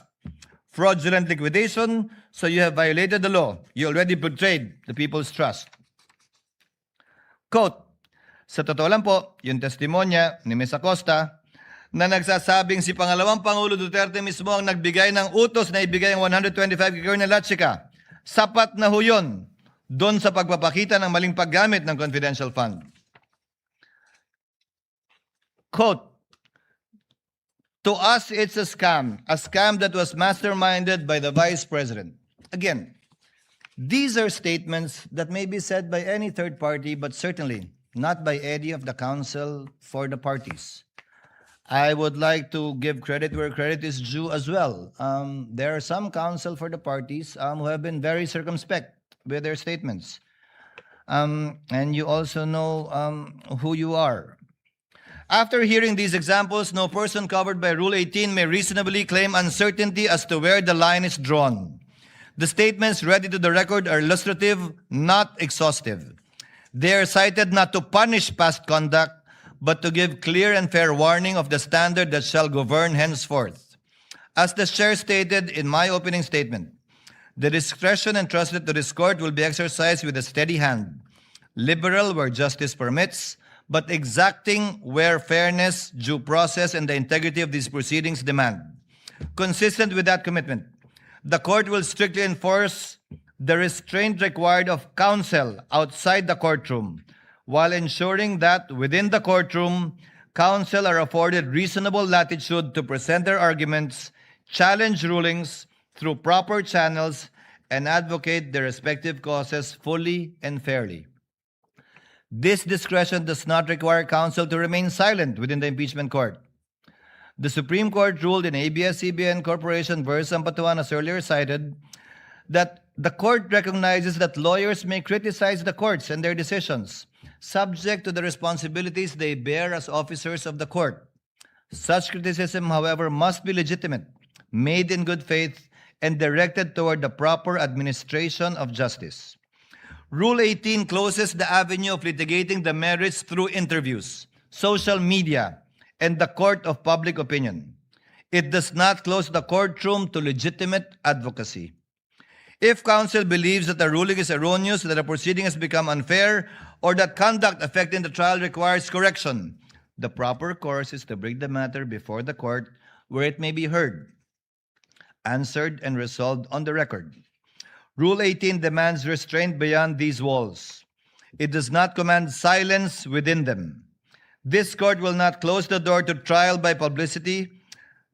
Rather, this court will close the door to trial by publicity, but it will keep the courtroom open to the disciplined advocacy where evidence is tested, error is corrected, and justice is done. Within these chambers, counsel shall be afforded reasonable latitude to present their theory of the case and vigorously test the evidence. Emotions may run high and frustrations may arise in the course of adversarial proceedings, but neither excuses a departure from the restraint and decorum expected of officers of the court. The case of Navarrete versus Court of Appeals, GR number 124245, mirrors the exact situation that has transpired before the court. Quote, with respect to the words swindlers, plunderers, stupid, and bastards, uttered by private respondent in the course of her testimony, we are inclined to disagree that such language is too ignominious and degrading for a lawyer to say to a fellow lawyer in the courtroom. In Baltao versus Falsis III, AC number 14443, the court said, while a lawyer is entitled to present his case with vigor and courage, such enthusiasm does not justify the use of offensive, abusive language. Language abounds with countless possibilities for one to be emphatic but respectful, convincing but not derogatory, illuminating but not offensive. The latitude afforded to counsel is not a license to substitute inflammatory, intemperate, or undignified characterizations for proof. Consistent with the chair's earlier ruling, the terms scam, mastermind, modus operandi, as used during the past proceedings stand stricken from the record. Counsel remain free to advance the factual and legal theories underlying their positions, but they must do so through evidence, reasoned argument, and court-appropriate language, not through expressions that prejudge disputed facts, attribute wrongdoing not yet established, cast offensive personalities upon others, or needlessly inflame the proceedings. Language uttered in the presence of the court that amounts to disrespect, offensive personalities, or misbehavior that obstructs or interrupts the proceedings may, when the applicable threshold is met, be dealt with as direct contempt under the rules on impeachment, with Rule 71, Section 1 of the rules applying suppletorily. Whether or not such language rises to the level of direct contempt, counsel remain independently bound by the CIPRA to observe courtesy and civility and the use of dignified language in all their professional dealings, even as adversaries. This brings the chair to the relevant provisions of the CIPRA independently of Rule 18, Canon 2 of the CIPRA requires every lawyer at all times to observe respect and courtesy in personal and professional dealings. Canon 2, Section 2 further requires lawyers to act with courtesy, civility, fairness, and candor towards fellow members of the bar. These duties govern how counsel treat one another both in and outside the courtroom. Canon 2, Section 4 likewise requires dignified language in all personal and professional dealings and prohibits abusive, intemperate, offensive, or otherwise improper language, whether oral or written, and whether made through traditional, electronic, mass, or social media. For the avoidance of doubt, Rule 18 applies only to the persons expressly covered therein: the presiding officer, the senator judges, the prosecutors, the person impeached, and their respective counsel and witnesses. With respect to counsel, Rule 18 applies specifically to those who have formally entered their appearance before the impeachment court. Separately, when a spokesperson is a member of the bar but has not entered his or her appearance, the relevant provisions on indirect contempt under Rule 71, Revised Rules of Court, and when warranted, the CIPRA shall nonetheless apply to said person. In any case, this shall be without prejudice to any recourse to Rule 71, Revised Rules of Court, with respect to any person who may commit indirect contempt against the impeachment court not covered by Rule 18. Accordingly, the chair hereby declares, number 1, directing all persons covered by Rule 18 to refrain from making, sharing, endorsing, or otherwise amplifying any public statement concerning the merits of the pending trial. Counsel for both parties are further directed to observe the applicable provisions of CIPRA. Number 2, reiterates the chair's suggestion that each party consider appointing a spokesperson who is not a member of their legal team, or if they are, for it to be clear to them that these rules shall apply to them, given that they are counsel for the parties strictly. If the parties elect to retain their current spokespersons, the Rule 18 shall be strictly applied as to them. The court further advises respective counsel that the violation of this order may carry consequences separate from contempt. Where the same conduct appears to violate CIPRA, the chair may direct the clerk to transmit the certified copy of the pertinent order, transcript, and records to the Supreme Court or the Office of the Bar Confidant for whatever action the Supreme Court may deem proper. Such transmittal is a referral, not a finding or penalty of professional discipline. Disciplinary jurisdiction over members of the bar still remain with the Supreme Court. Further, for avoidance of, again, doubt, a referral through the Office of the Bar Confidant shall not rest on an alleged violation of Rule 18 standing alone. Such referral may concern other conduct outside of Rule 18 unbecoming of a member of the bar. The chair then issues this final warning: on any willful disobedience of this order, it shall be dealt with accordingly henceforth. The ruling prescribes the standards governing future conduct and does not by itself adjudge any identified person guilty of contempt or liable for a professional violation. The chair closes with separate reminders to the prosecution, counsel for the respondent, and senator judges. To the prosecution, the primary duty of a public prosecutor is not to convict, but to see to it that justice is done. This duty is expressly stated in Canon 2, Section 31 of SIPRA, and echoed in Attorney Francisco versus Attorney Soniega Lagman, AC 13035. The prosecution's object must therefore be the just resolution of the case, not victory at all costs. This obligation governs not only the evidence and arguments presented before the court, but also counsel's conduct outside of it. To the respondent and her counsel, the corresponding duty of defense counsel is not to secure an acquittal at all costs. In People of the Philippines versus XXX, GR number 245926, the Supreme Court reminded counsel for the accused of their fiduciary duty to provide competent, efficient, conscientious, and diligent representation. Under the same reason, counsel for respondent must faithfully protect their client's constitutional and procedural rights, rigorously test the prosecution's evidence, and hold the prosecution to the burden of proof governing these proceedings, while remaining within the bounds of the law, ethics, and the lawful orders of this court. To my fellow senator judges, including this representation, the chair adopts the reminder in Webb versus De Leon, GR numbers 12, 1234, and 1245. Quote, more than convicting the guilty and acquitting the innocent, the business of this court is to assure fulfillment of the promise that justice shall be done and is done, and that the only way for this court to obtain an acquittal, and that is the only way for this court to obtain an acquittal from the bar of public opinion. That obligation rests upon every senator judge to decide solely upon the record, under the Constitution and under our rules, and in a manner worthy of the confidence of the people to whom this court is ultimately accountable. Thank you, and we may proceed with the trial at hand. Sorry, ma'am. Your Honor. Before recognizing the Honorable Chua, Chair would like to instruct the Clerk of Court through the OSA to kindly situate Mr. Ortonio to the witness stand.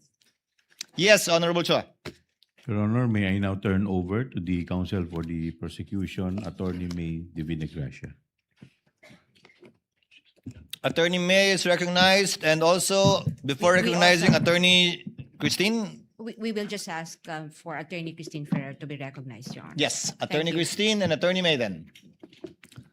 Ginoong Ortonio, kayo po ay patuloy na tetestigo sa ilalim ng nauna niyong panunumpa po.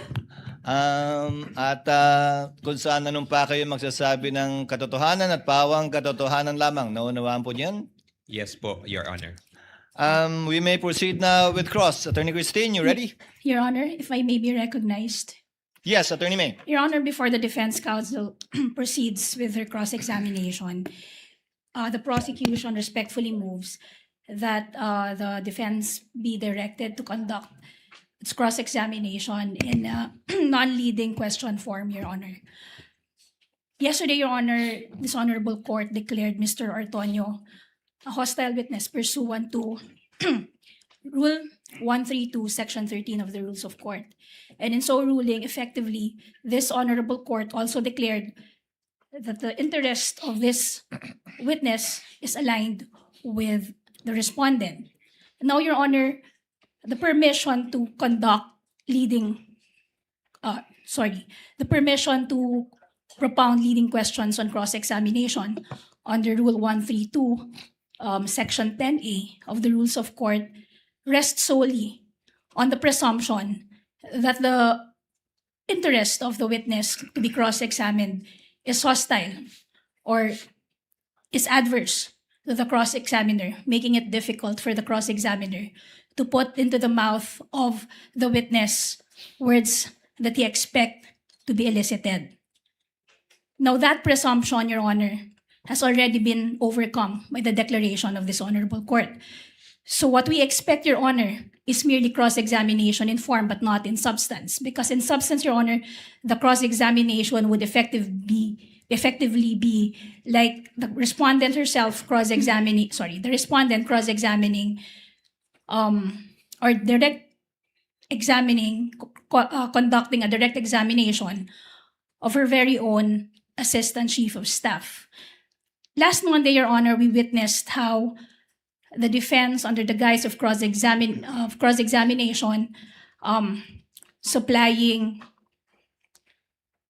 testimonies to the witness, Ms. Gina Acosta, and merely expecting her to supply yes to each and every question, Your Honor. And that is the very evil sought to be prevented by the rule against leading questions on direct examination. Your Honor, I understand before I'm lectured on the contents of the rules of court, I'm very much aware of what the rules of court provide. But I'm also very much aware, Your Honor, that under the rules of this honorable court, the rules of court is merely suppletory in application. And in fact, the presiding officer is granted leeway to rule on every matter of evidence. Comment, Attorney Christine. Yes, Your Honor. Rule 132 of the Rules of Court does not convert a hostile witness into as our own witness, Your Honor. So, therefore, we are not obliged to ask direct examination questions, Your Honor. Thank you. If I may, Your Honor. Short reply, and so replying, Attorney May, kindly cite a legal basis outside of the rules of court, since you said it's not in the rules of court. Your Honor, I'm citing the very own rules of this honorable court, saying that the rules of court is merely suppletory in application, and at the end of the day, it will be the presiding officer who will be deciding on matters of evidence. And early in the proceedings, Your Honor, if I remember correctly, 2 senator judges encouraged this honorable court to look beyond the wordings of the law and consider the intent for its application. That it, Attorney May? Yes, Your Honor. Chair will make a ruling. Rules of court, although it has merely supplementary application to these rules, nevertheless do apply. And the rules of court state specifically that leading questions may be asked on cross-examination without any exception nor any limitation. And as held in the Bolos case, there is no need to interpret the rules in case where there is no doubt, and the rule is quite specifically clear. Number 2, we already have a precedent, at least with respect to the previous witness declared as a hostile witness in the person of Gina Acosta, where the court allowed counsel for the respondent to ask leading questions. You shall be accorded the same privilege, Attorney May, on the part of the prosecution, should the respondent rather present a hostile witness during the presentation of their evidence in chief. The court shall apply the rule equally. So ordered. Thank you, Your Honor. You may proceed, Attorney Attorney Christine. Yes, Your Honor. When you're ready. Yes, Your Honor. Before I start with my cross-examination, just to put the record straight, Your Honor, when I said they are allowed, I was referring to leading questions, Your Honor, because the journal dated August 12, 2019 would show that I was indeed asking a leading question before Attorney Kapunan objected, Your Honor. So if we take a look at it, with all due respect, the objection was even improper at that time, Your Honor. So, but I want that issue to be closed. That was similarly pointed out by the presiding officer, counsel. Thank you, Your Honor. Sorry, Your Honor. Before I proceed, may my colleague be recognized, Your Honor? Attorney Of Kapunan. course. Attorney Lorna. Your Honor, please, first of all, I'd like to commend the presiding justice. Very clear. The ruling on sub judice is very clear, and we will take it with strict compliance, Your Honor. Thank you, counsel. I'd like to manifest, though, that, again, the statement of counsel is misleading because it was very clear. It was very clear, and the transcripts will show that the immediate phrase which led to my remark was not about leading, it was about misleading, Your Honor. If I heard it, if the whole legal profession heard it, if this courtroom heard it, if the outside audience heard it, then it must be, it is what it is. She had said misleading is allowed, and I responded to that, and I'd like that to be on record, Your Honor. Let us not mislead again this honorable court. Thank you. Your Honor, Without the chair already made a ruling earlier regarding this matter brought about by the lead counsel. In lieu of that, the chair will simply furnish the parties with a copy of the TSN, wherein, I will quote again for the record, for the last time, and then we proceed with cross. It's already 11. Attorney Kapunan, leading, misleading questions are not allowed on cross. Attorney Ferrer, they are allowed. This is what the transcript says, and it has no reference to Attorney Ferrer stating specifically that misleading questions are allowed. And perhaps the confusion arose with respect to the TSN, again, not being able to capture the perhaps overlapping statements made by both counsels, and we should leave it at that already, counsels, and move on. thank you, Your Honor. So, when you're ready, no more manifestations, Attorney Christine? None, Your Honor. We will Proceed just, to cross. Yes, proceed to cross. Attorney May, you shall be the counsel for the prosecution. Yes, Your Honor. Okay, you may proceed, ma'am, when you're ready. Good morning, Mr. Ortonio. Good morning, Ma'am Buntag.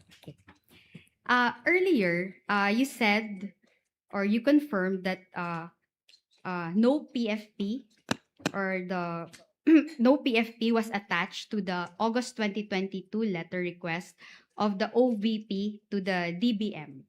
Do you remember that? Yes, ma'am. That's correct, ma'am. Okay. And the reason for this was because at that time, it is not being required by the joint circular to attach the PFP to that letter. Based on my understanding, ma'am, attaching the PFP is not required to the letter request, ma'am. Thank you. Nonetheless, when the DBM asked for documents in response to that request, you complied and submitted documents, correct? Yes, that's correct, ma'am. And you submitted those documents through your letter dated September 9, 2022. Yes, through our transmittal letter to the DBM. Thank you. And the DBM, in fact, accepted your subsequent transmittal. Yes, that's correct, ma'am. And the DBM did not say that those documents which you transmitted on September 9, 2022 were not compliant with the joint circular or with the law. We did not receive any comment, ma'am, regarding the submitted PFP. And the DBM, in fact, did not reject your submission. No, ma'am, we did not receive any comment from the DBM.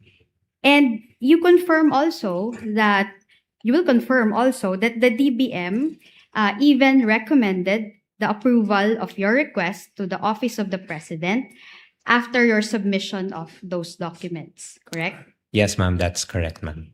And your request for additional budget was actually approved by the Office of the President. That's correct, ma'am. And in the process of approving your request for additional budget, no issue whatsoever was raised by either the DBM or the Office of the President regarding the documents that you submitted. We did not receive any comment regarding the submissions that we've made. Thank you. You were also asked yesterday regarding the good governance program that was mentioned in the PFP for the fourth quarter of 2022. Do you recall that? Yes, ma'am. And as someone who supervises the Administrative and Financial Management Office of the OVP, you confirmed that the confidential funds for the fourth quarter of 2022 was requested to ensure the safe implementation of the OVP's good governance program. That's correct, ma'am. And the confidential funds were not used to fund the good governance program in itself, but the implementation thereof. Yes, that's correct, ma'am. Now we go to the 2023 PFP, which I assume you also recall. The 2023 PFP indicated that the phrase socio-economic program delivery instead of good governance program. Do you recall that? Yes, ma'am. And the socio-economic program delivery is a program of the OVP for the 2023. Yes, yun po yung parang encompassing program title for all the projects of the OVP For the year 2023. for the year 2023. Again, the confidential funds for the year 2023 were not used to fund the Objection. socio-economic program This time, itself. confidential funds. And second, Your Honor, he himself explained that he had no participation whatsoever in the disbursement of said confidential funds. So this witness, Your Honor, by his own admission, is incompetent to testify where the confidential funds were spent or what the confidential funds was spent on or were spent on. Quick reply, Your Honor. Yes, Attorney May. Attorney Yesterday, Christine. yes, the witness also testified that he is the administrative and financial management officer. Sorry, Your Honor. He is the supervising officer of the administrative and financial management office of the OVP, and that all budgets, as a general rule, are being approved by him, Your Honor. And he, in fact, participated in the request for the confidential funds in the year 2022, Your Honor. Your Honor, if I may just make a very quick rebuttal. Before the chair makes a ruling, yes. Your Honor, we've heard it straight from the horse's mouth. The statement of this witness yesterday was that was the general rule. Since that is merely the general rule, there are exceptions. And he also mentioned, Your Honor, that confidential funds is not among those funds that went through him. Your Honor, quick reply. We've dealt this too many exchanges already, counsels. If the witness knows, he may respond. And as you very well know, Attorney May, sometimes a hostile witness may give a different answer on cross, which is a proper subject matter for redirect, if ever, when your time comes. Witness may answer, yes, Mr. Antonio, you may respond to the question. Thank you, Your Honor. The way I understand the question is that the confidential funds was not used for any of the regular programs of the OVP under the socio-economic delivery programs for the 2023. So with that, sir, I can say yes, the confidential funds were not used for the purpose of the implementation of the socio-economic programs of the OVP in itself.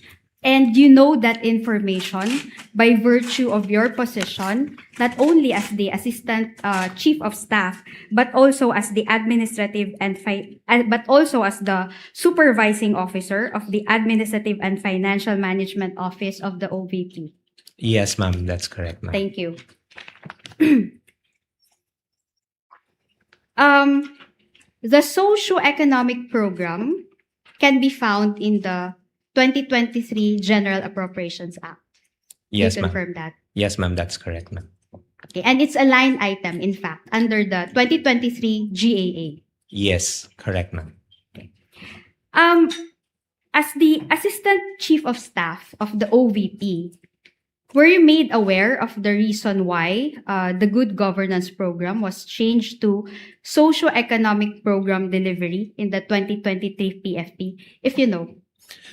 Based on my recollection, ma'am, there was a change in the term in the program title from good governance to socio-economic program in 2023 so that it encompasses parang mako-cover nung title ng program yung all of the projects of the OVP because because all the programs of the OVP addresses yung socio-economic concerns that the office would want to address. Thank you. Let's go to the AOMs and the notice of suspension. You testified that as the Assistant Chief of Staff, you drafted and signed the replies to the AOMs received by the Office of the Vice President for the fourth quarter of 2022, as well as the first to third quarters of 2023. Do you confirm that? Yes, that's correct, ma'am. And you also signed the OVP's response and supplemental response to the notice of suspension dated December 13, 2023, relative to the fourth quarter relative to the confidential funds for the fourth quarter of 2022. Do you confirm Yes, that? that's correct, ma'am. I'm one of the signatories. And because of that, you have studied all of the AOMs as well as the notice of suspension. Yes, that's correct, ma'am. The AOMs sought clarification on the liquidation documents of the OVP, correct? Yes. The AOMs and the notice of suspension did not contain the phrase, if you recall, did not contain the phrase misuse of funds, if you can recall. Based on my recollection, ma'am, I cannot recall. Your Honor, best evidence, original documents rule, Your Honor.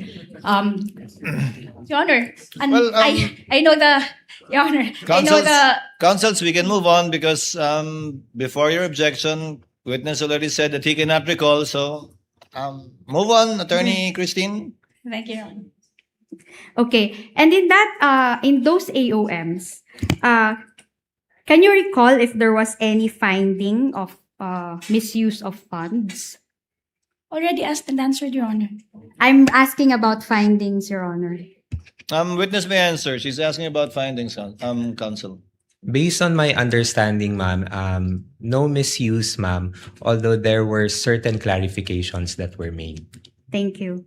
And the notice of suspension also does not contain any finding or findings on the misuse of funds. None that I can recall, just some clarifications, ma'am. Thank you.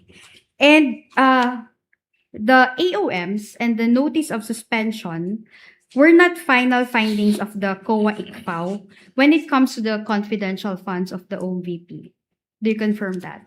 Yes, ma'am. That's my understanding, ma'am, na once we receive the AOMs, we are given the opportunity to send our comments. Thank you.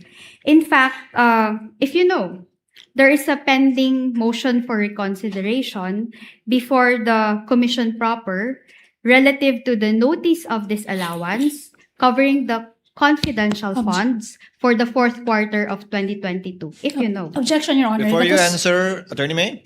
Your Honor, that's no longer covered by the direct examination. The rule for the cross-examination of hostile witnesses under Rule 132, Section 13 is different, Your Honor. What can be covered on cross-examination of a hostile witness are only those matters that were covered on direct examination. At no point was a mention of petition for review ever made during direct examination. The court will give counsel sufficient leeway on cross. The court will also like to find out about this petition for review, which was discussed with the witness, Gina Acosta. Witness may answer. Sorry again, ma'am, the question, ma'am. Yes, I'll repeat my question. If you know, there is a pending AR on the note, there is a pending motion for reconsideration of the notice of disallowance covering the confidential funds for the fourth quarter of 2022. Yes, ma'am. Misleading, Your Honor. Your Honor, move to strike, Your Honor, because I wasn't given enough opportunity, Your Honor. Would Enough the time. witness kindly wait just for a few seconds before answering? Yes, what is the ground of the objection, counsel? It's misleading, Your Honor, because a petition for review, it was not on, sorry, it was not, it was not. I'd rather repeat my question, Your Honor. Kindly repeat, If I Attorney can. Christine. Yes, thank you. In fact, okay, if you know, there is a pending motion for reconsideration of the notice of disallowance covering the confidential funds for the fourth quarter of 2022 before the commission proper of COA. Your Honor, again, Yes, this counsel. witness will be incompetent to testify on it, Your Honor. The participation of this witness in the filing of the petition for review has not yet been established. It wasn't even established yet, Your Honor, that this witness is even aware of the contents of the petition for review.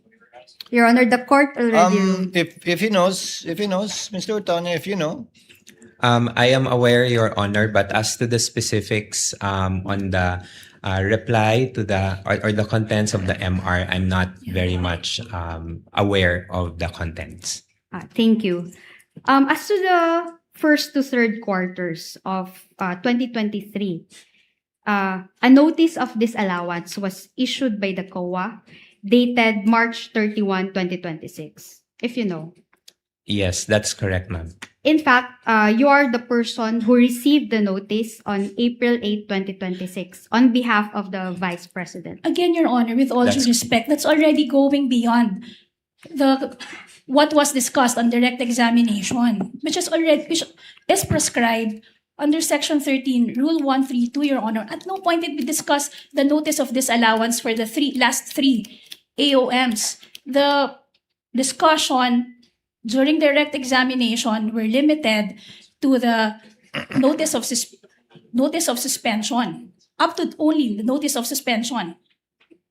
The chair will note the will convert the objection of counsel to a continuing objection with respect to the line of questioning of Attorney Christine on this witness, but the court will allow it, but notes the continuing objection of counsel with respect to these notices of disallowance that were issued. Thank you, Mr. Your Honor. Antonio, please answer. Yeah. Ma'am, can you repeat the question, ma'am? Okay, I will repeat. A notice of disallowance was issued by the COA on dated March 31, 2026, relative to the first to third quarters of 2023. Yes, ma'am. And you are the person who received the notice of disallowance on April 8, 2026 on behalf of the Vice President.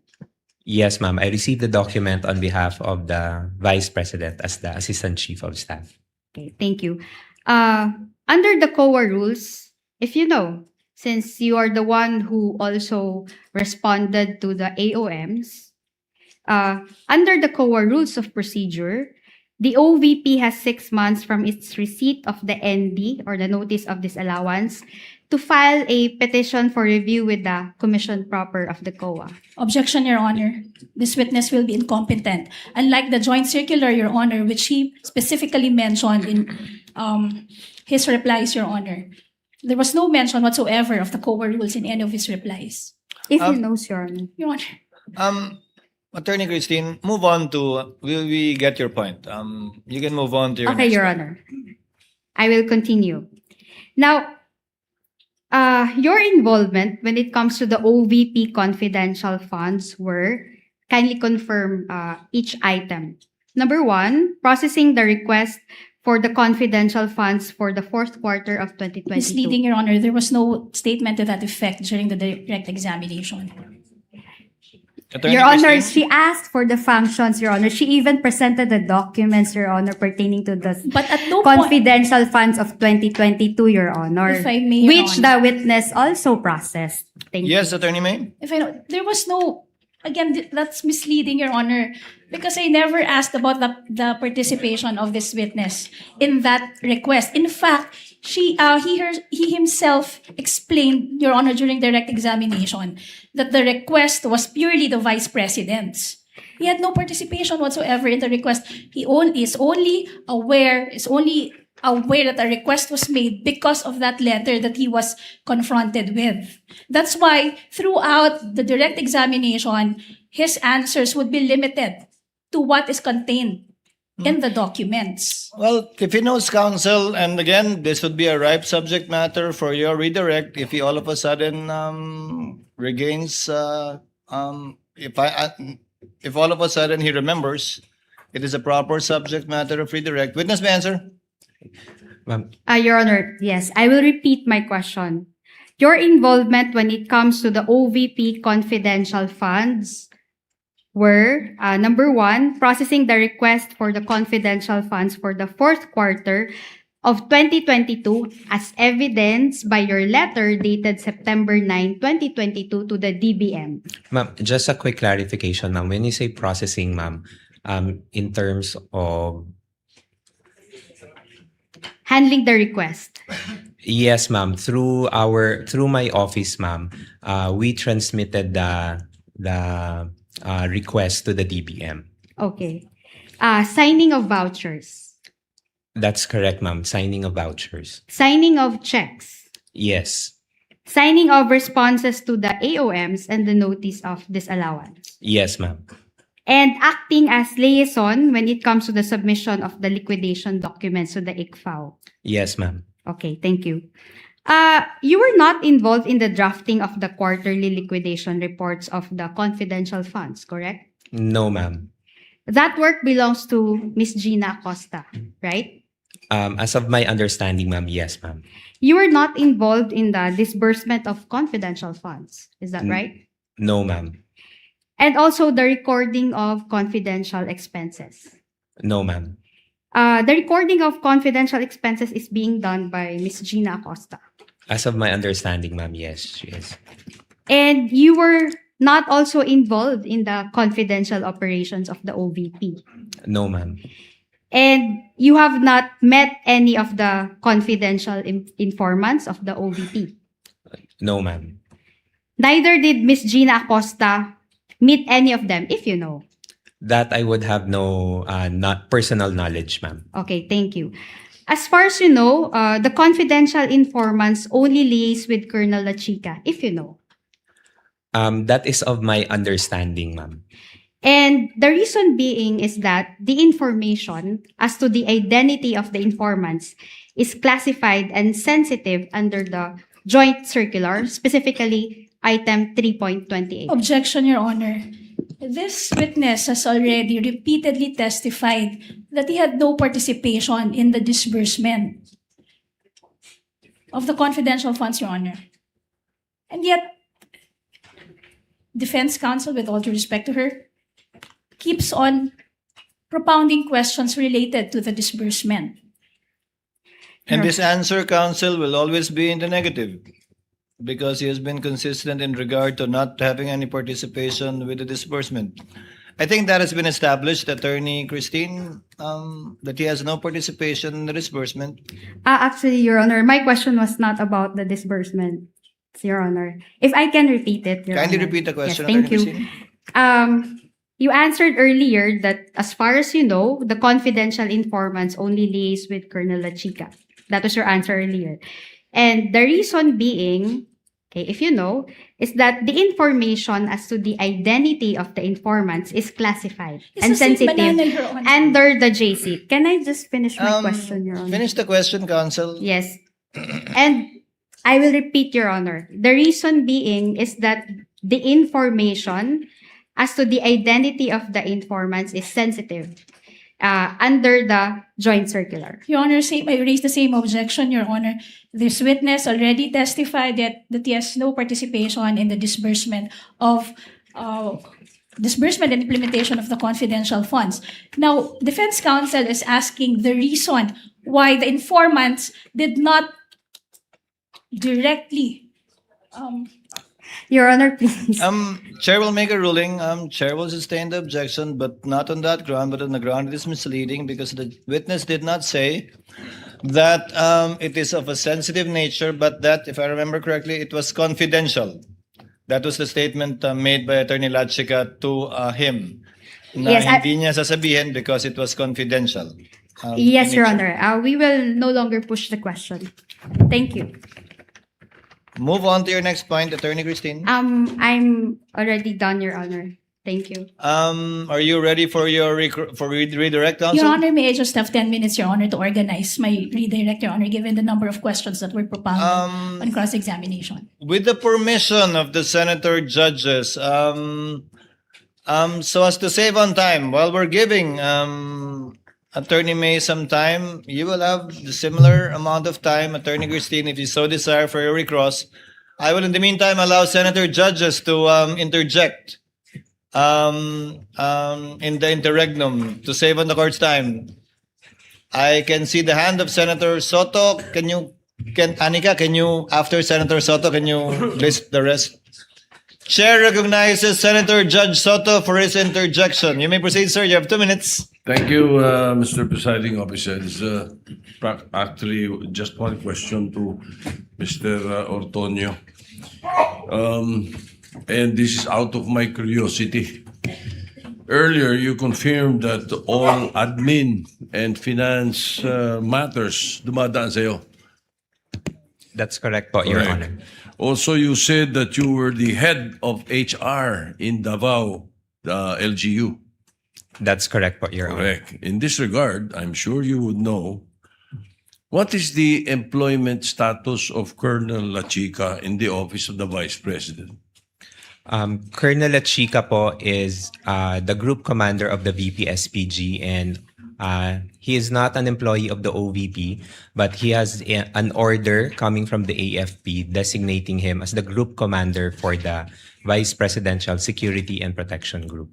Therefore, designation. There You're is an saying he is not employed. He does not have any employment status in the office of the Vice President. Yes po, Your Honor.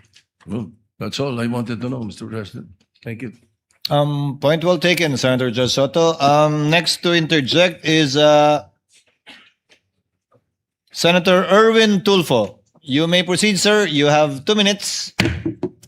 Thank you, Mr. Presiding Officer. Ginoong Testigo, nabasa niyo po ba na mabuti at naintindihan ang nilalaman ng Joint Memorandum Circular, sir? Good morning, sir.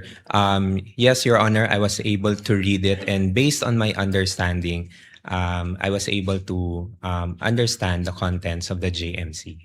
Nung kayo po ay pinadalahan na ng Notice of Disallowance ng COA, nabasa niyo rin po ba kung bakit kayo po pinadalahan ng Notice of Disallowance? Kailangan niyo pong sagutin yung kanilang AOM. Yes po, for the 2022 and 2023. 2022. So naintindihan po ninyo na sinasabi doon ng COA na while confidential funds allow for the payment of rewards to civilian information, yung COA po has ruled that this cannot be structured as broad distribution of medicines, food, grocery packs, or household goods. And that kung ito po ay reward, dapat po specific targeted financial payouts lamang po at hindi po pwedeng ibili ng mga gamot o ng mga upuan bilang reward. Naintindihan niyo po ba yun? Sir, based on my understanding, sir, that is the initial observation coming from the COA, and we were able to provide comment on that on our replies. Tama. Pero alam niyo po ba ng Office of the Vice President is a civilian office? Ibig sabihin, hindi po sila military, therefore, hindi po sila maaaring mag-possess ng formal national security or law enforcement mandate. Sabi po ng COA guidelines, sir, again, specifically, the operational intelligence gathering is the domain of military, police, and specialized enforcement bodies. Hindi po kasama ang VP PSPG po roon. Did you know that? Sir, based on my understanding, sir, sa pagkakaintindi ko po sa JMC is that the confidential funds is allowed for civilian agencies, sir, and in coordination with the different law enforcing agencies. Yun po yung pagkakaintindi ko Yun po. po ang pagkakaintindi ho ninyo. Pero iba po yung sinasabi po ng COA sa inyo. Kaya po kayo may notice of disallowance. Kaya po sinasabi ng COA at ini-issue po sa inyo formal notice of disallowance na 73.3 million ng OVP December 2022 confidential spending. Yung pang dahilan na major reason for this allowance was the 24.93 million pesos spent on medicines and 34.857 million spent on various goods were improperly categorized under the guise of intelligence rewards. Alam niyo po ba yun? Kaya pinadalhan po kayo ng COA, sir. Sir, based on what I can recall po, sir, on the notice of disallowance that was sent to our office, what they required, sir, was that the submission of an intelligence report to support the payment of those reward. So yun po yung pagkakaintindi ko regarding sa letter. So nakita po ninyo na may problem, sir. May problem. Kaya kayo pinagpapaliwanag. There is an issue po, sir, that we needed There's to an comply. issue. Okay. Panghuli na lamang, Mr. Presiding Officer, one last question. So, sino po You may mga proceed. nag-imbento at saan galing yung mga alias po na yun? Is that only Colonel La Chica o sa grupo ninyo, sila Chippy McDonald, sila Pusa, Aso, etc. May sila Pagong. Who invented those? Sir, I do not know, sir. Number one, sir, I cannot answer, sir, if invented, sir. But as to the AR, sir, I cannot provide information, sir, because I do not have any participation in the implementation of the confidential activities. Thank you, Mr. Witness. Presiding Officer, thank you, sir. Thank you very much, Senator Judge Erwin Tulfo. Senator Judge Pangilinan is recognized. You have 2 minutes, sir. You may proceed when you're ready. Maraming salamat. Magandang umaga, Ginoong Ortonio. Good morning, sir. Yes. Pwede nyo bang ipaliwanag yung naging proseso, no? Dahil base sa testimonya ni Acosta, ni Ginang Acosta at sa inyo, yung testimonya nyo. From December 2022 to September 2023, a total of 122 million pesos in cash was distributed to perhaps hundreds of informants after doing surveillance work, was given rewards, and they purchased medicines. Tama po? Based on the information that was shared to me by the security officer, That's sir. correct. Yun yung nangyari. Based on the information, sir. Bakit gamot? Would you know? Sir, I would not know, sir, but although based on the information that was shared to me by the security officer, those were parang yun po yung representation or yun daw po yung inilapit ng mga informants or agents that they needed at the time. Bilang reward. Yes, as a Pero form pera of- ang binigay, sabi ninyo, no? Yes, sir. Pero Based- hindi nyo alam kung talagang gamot ang binili. I would Dahil- have no idea, sir, on the implementation, sir. Dahil walang resibo. Acknowledgement receipt meron. Acknowledgement receipt, sir. You were head of the BAC, no? Bids and Awards. Bids and awards. So committee, familiar sir. ka, pagka regular purchases, dapat may bidding ang medicines. Correct, sir. Di ba? Yes, sir. So, kung yun ang pinaliwanag sa'yo, sa loob ng 9 na buwan, hindi mo ba tinanong o hindi mo ba sinita na dapat pagka medicines, dapat bidding? Kasi ako ang head ng Bids and Awards. Alam ko yan eh. Sir, I was only made aware of the concern regarding the medicines and food supplies, sir, when the AOM, when we received the AOM, which was around October of 2023, sir. So that was parang almost 9 months after the 2022 na implementation for the confidential funds. Okay. So, hindi mo alam kung bakit gamot, no? Sinabi lang sa'yo, no? Pero bilang in charge ng financial services, yun na nga, hindi mo rin talaga alam kung yung 122 million ay gamot ang binili. For that purpose, sir, I would have no personal Yes. knowledge, sir. At sa usapin naman ng supplies, sabi, purchase of supplies. Anong supplies yun? Would you know? I do not know of, I'm not familiar, sir, kung ano po yung mga supplies na So ni-request. hindi mo po, rin sir. alam na yung 112 million pesos worth of goods. Anong goods yun? Again, sir, I would have no personal knowledge, sir, on the specifics of the supplies, sir. You know, you have 2 master's degrees. You're a graduate of Ateneo. Would you consider this usual? As far as sa I mean, now that you know, di ba sabi nga nila, hindsight, 2020. Vision is always 2020 in hindsight. So ganitong, para sa surveillance, binigyan ng gamot na 122 million, yung mga informant, sila na lang daw ang bibili ng gamot. Is this usual? In terms of using government funds? And you being a BAC head? Based on my understanding po, sir, at saka sa pagkakaintindi ko po, sir, it went through the the process that is allowable by law. So It's usual for you.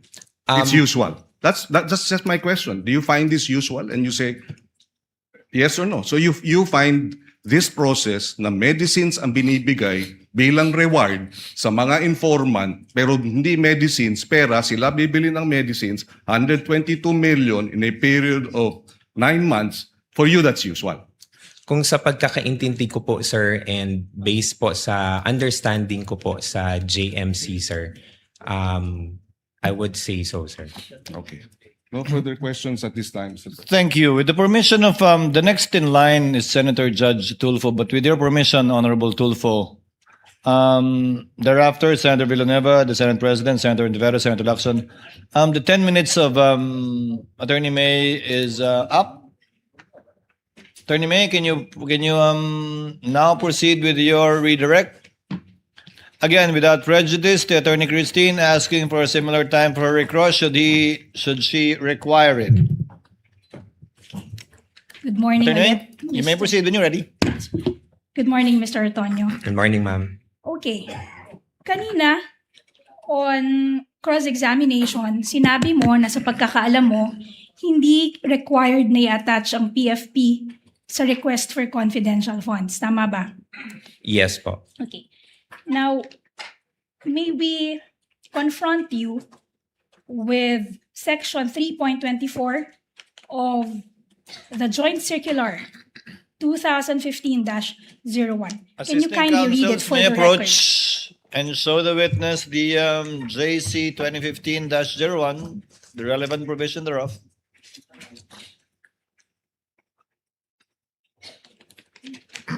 Can you kindly read for the record what 3.24 of the Joint Circular states?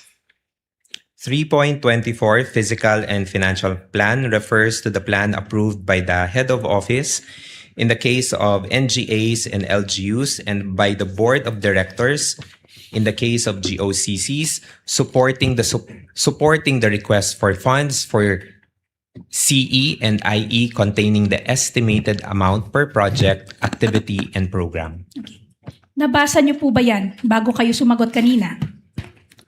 Familiar po kayo sa provision na yan? I have to be honest, ma'am, na I cannot remember this one, ma'am. Okay. Ngayon, hindi rin ikaw ang nagpadala or nag-prepare ng October 22, 2022 letter. Tama ba? Sorry, ma'am. Hindi rin ikaw ang nagpadala ng August 22, 2022 letter. Tama ba? It is through our Yes.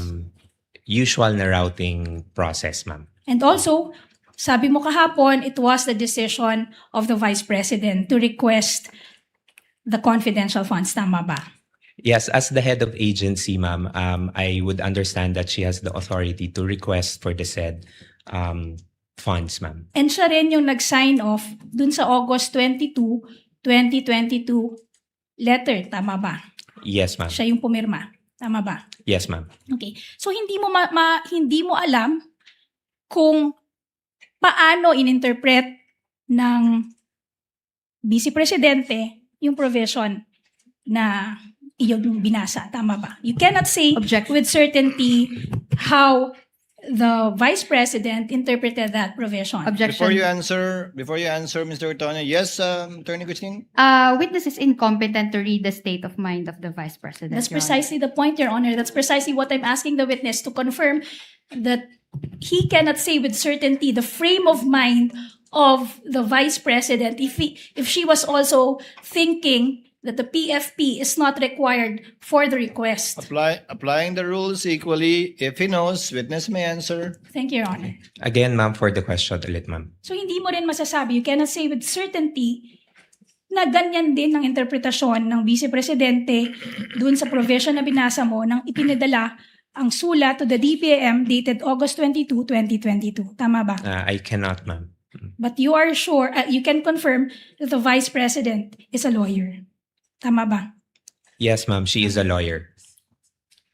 Sinabi mo rin kanina na yung confidential funds, to your knowledge, hindi lang to ginastos sa regular programs ng good governance. Tama ba? Ma'am, what I meant, ma'am, is that Sorry, Mr. Tony, let me just clarify. Sinabi mo kanina na to your knowledge, yung confidential funds were not spent on the regular programs under the good governance program. Tama ba? that's correct, ma'am. Yan din yung sinabi mo para sa socio-economic delivery programs. Ang sabi mo, yung confidential funds hindi ginamit sa regular programs ng socio-economic delivery programs ng OVP. Tama ba? That's correct, ma'am. Pero you will confirm na yung sa PFP, hindi naka-indicate na the confidential funds will be used not for the regular programs of the good governance program of the OVP. Tama ba? Walang qualification dun sa PFP. Tama ba? Ang nakalagay lang doon, good governance program. Yes, ma'am. Based on the document that I saw, ma'am, it only indicated the program titles. Okay. Tama. So, hindi naka-indicate doon na gagamitin ang confidential funds para sa programa other than the regular programs under the good governance program. Tama ba? Yes, ma'am. The same is true for the 2023 PFP. Ang nakalagay lamang doon, socio-economic delivery. Walang qualification. Tama ba? Based on the document that was Yes. presented, ma'am. Hindi rin sinabi na the confidential funds for 2023 ay gagamitin for programs other than the regular programs of the socio-economic delivery programs of the OVP. Tama ba? Sorry, ma'am. Can you repeat the question, ma'am? Hindi To be rin clear. sinabi sa PFP for 2023 the confidential funds of the OVP will be used for programs other than the regular programs under the socio-economic delivery program of the OVP. Based on the Yes. document, ma'am, it does not specifically indicate. Okay.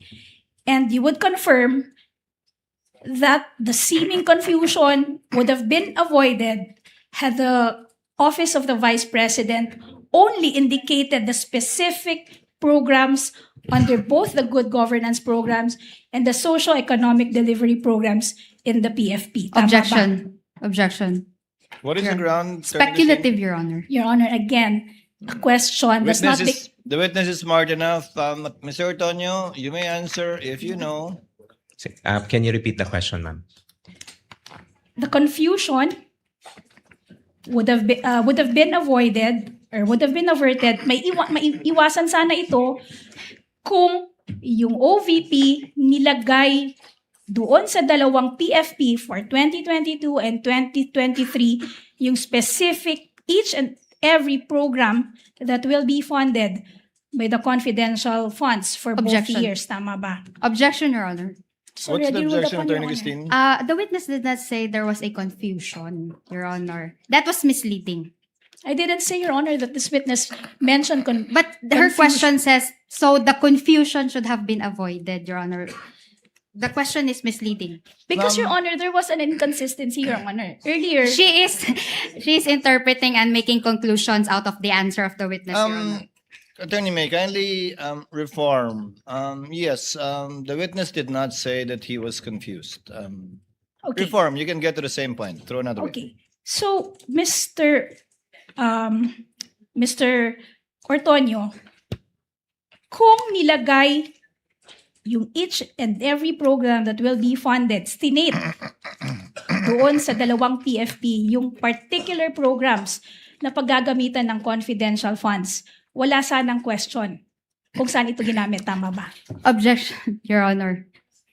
Same objection, Your Honor. Actually misleading kasi wala sanang questions. He did not say that there were questions on Then the I will confidential. drop the sana, Your Honor.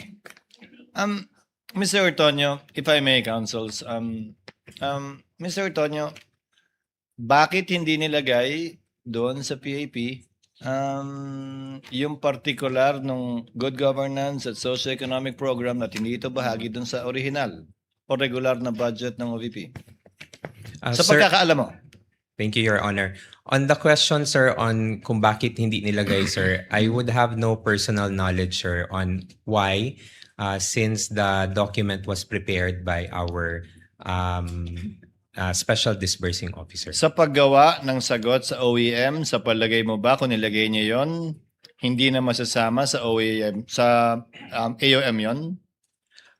Based on my understanding, sir, it could have helped, sir, to clarify.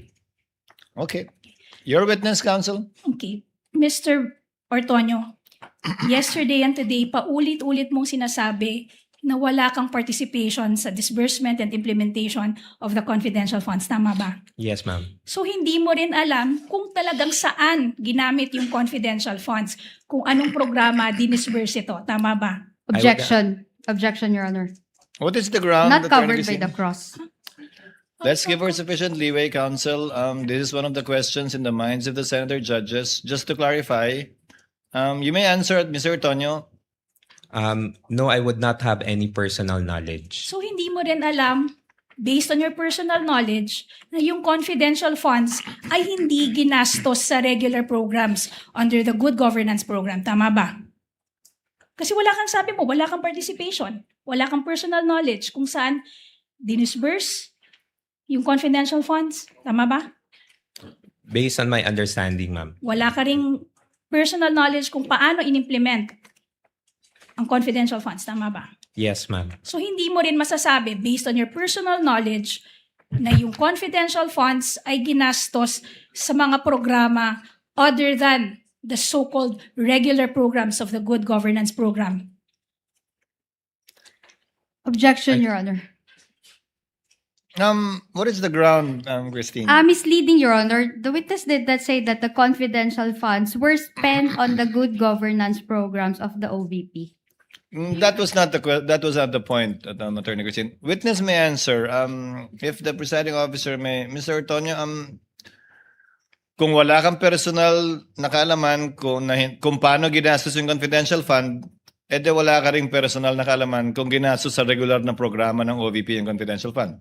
I do not have any personal knowledge, sir, on how the confidential funds was implemented, At all. sir. Kung saan napunta yon, wala kang alam. No, sir. Kung napunta man sa tama o mali, madumi o malinis, wala kang alam. I would have no personal knowledge, sir. Okay. Your Earlier, witness, counsel. tinanong ka din, bakit nag-change yung program, the PPAs, for the 2023 PFP? When I say PPAs, I'm referring to the projects, plans, and activities. Tinanong ka kanina kung bakit yung programs, plans, and activities under the 2023 PPA naging socio-economic delivery program na dati under the 2022 PFP, ito ay good governance program. Tama ba? Yes, ma'am. Yes. The way I understand the Wait. question, ma'am. Wait lang. Ito yung tanong, Mr. Ortonio. Ang sabi mo kanina, nag-change ng PPA sa 2023 PFP para ma-cover ang mas marami pang programa. Tama ba?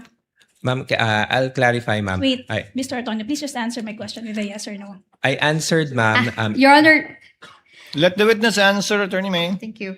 I answered the question earlier, ma'am, in the context of why there was a change from good governance to socio-economic delivery in the context of what is reflected in the GAA. So that's how I answered it, ma'am. Okay.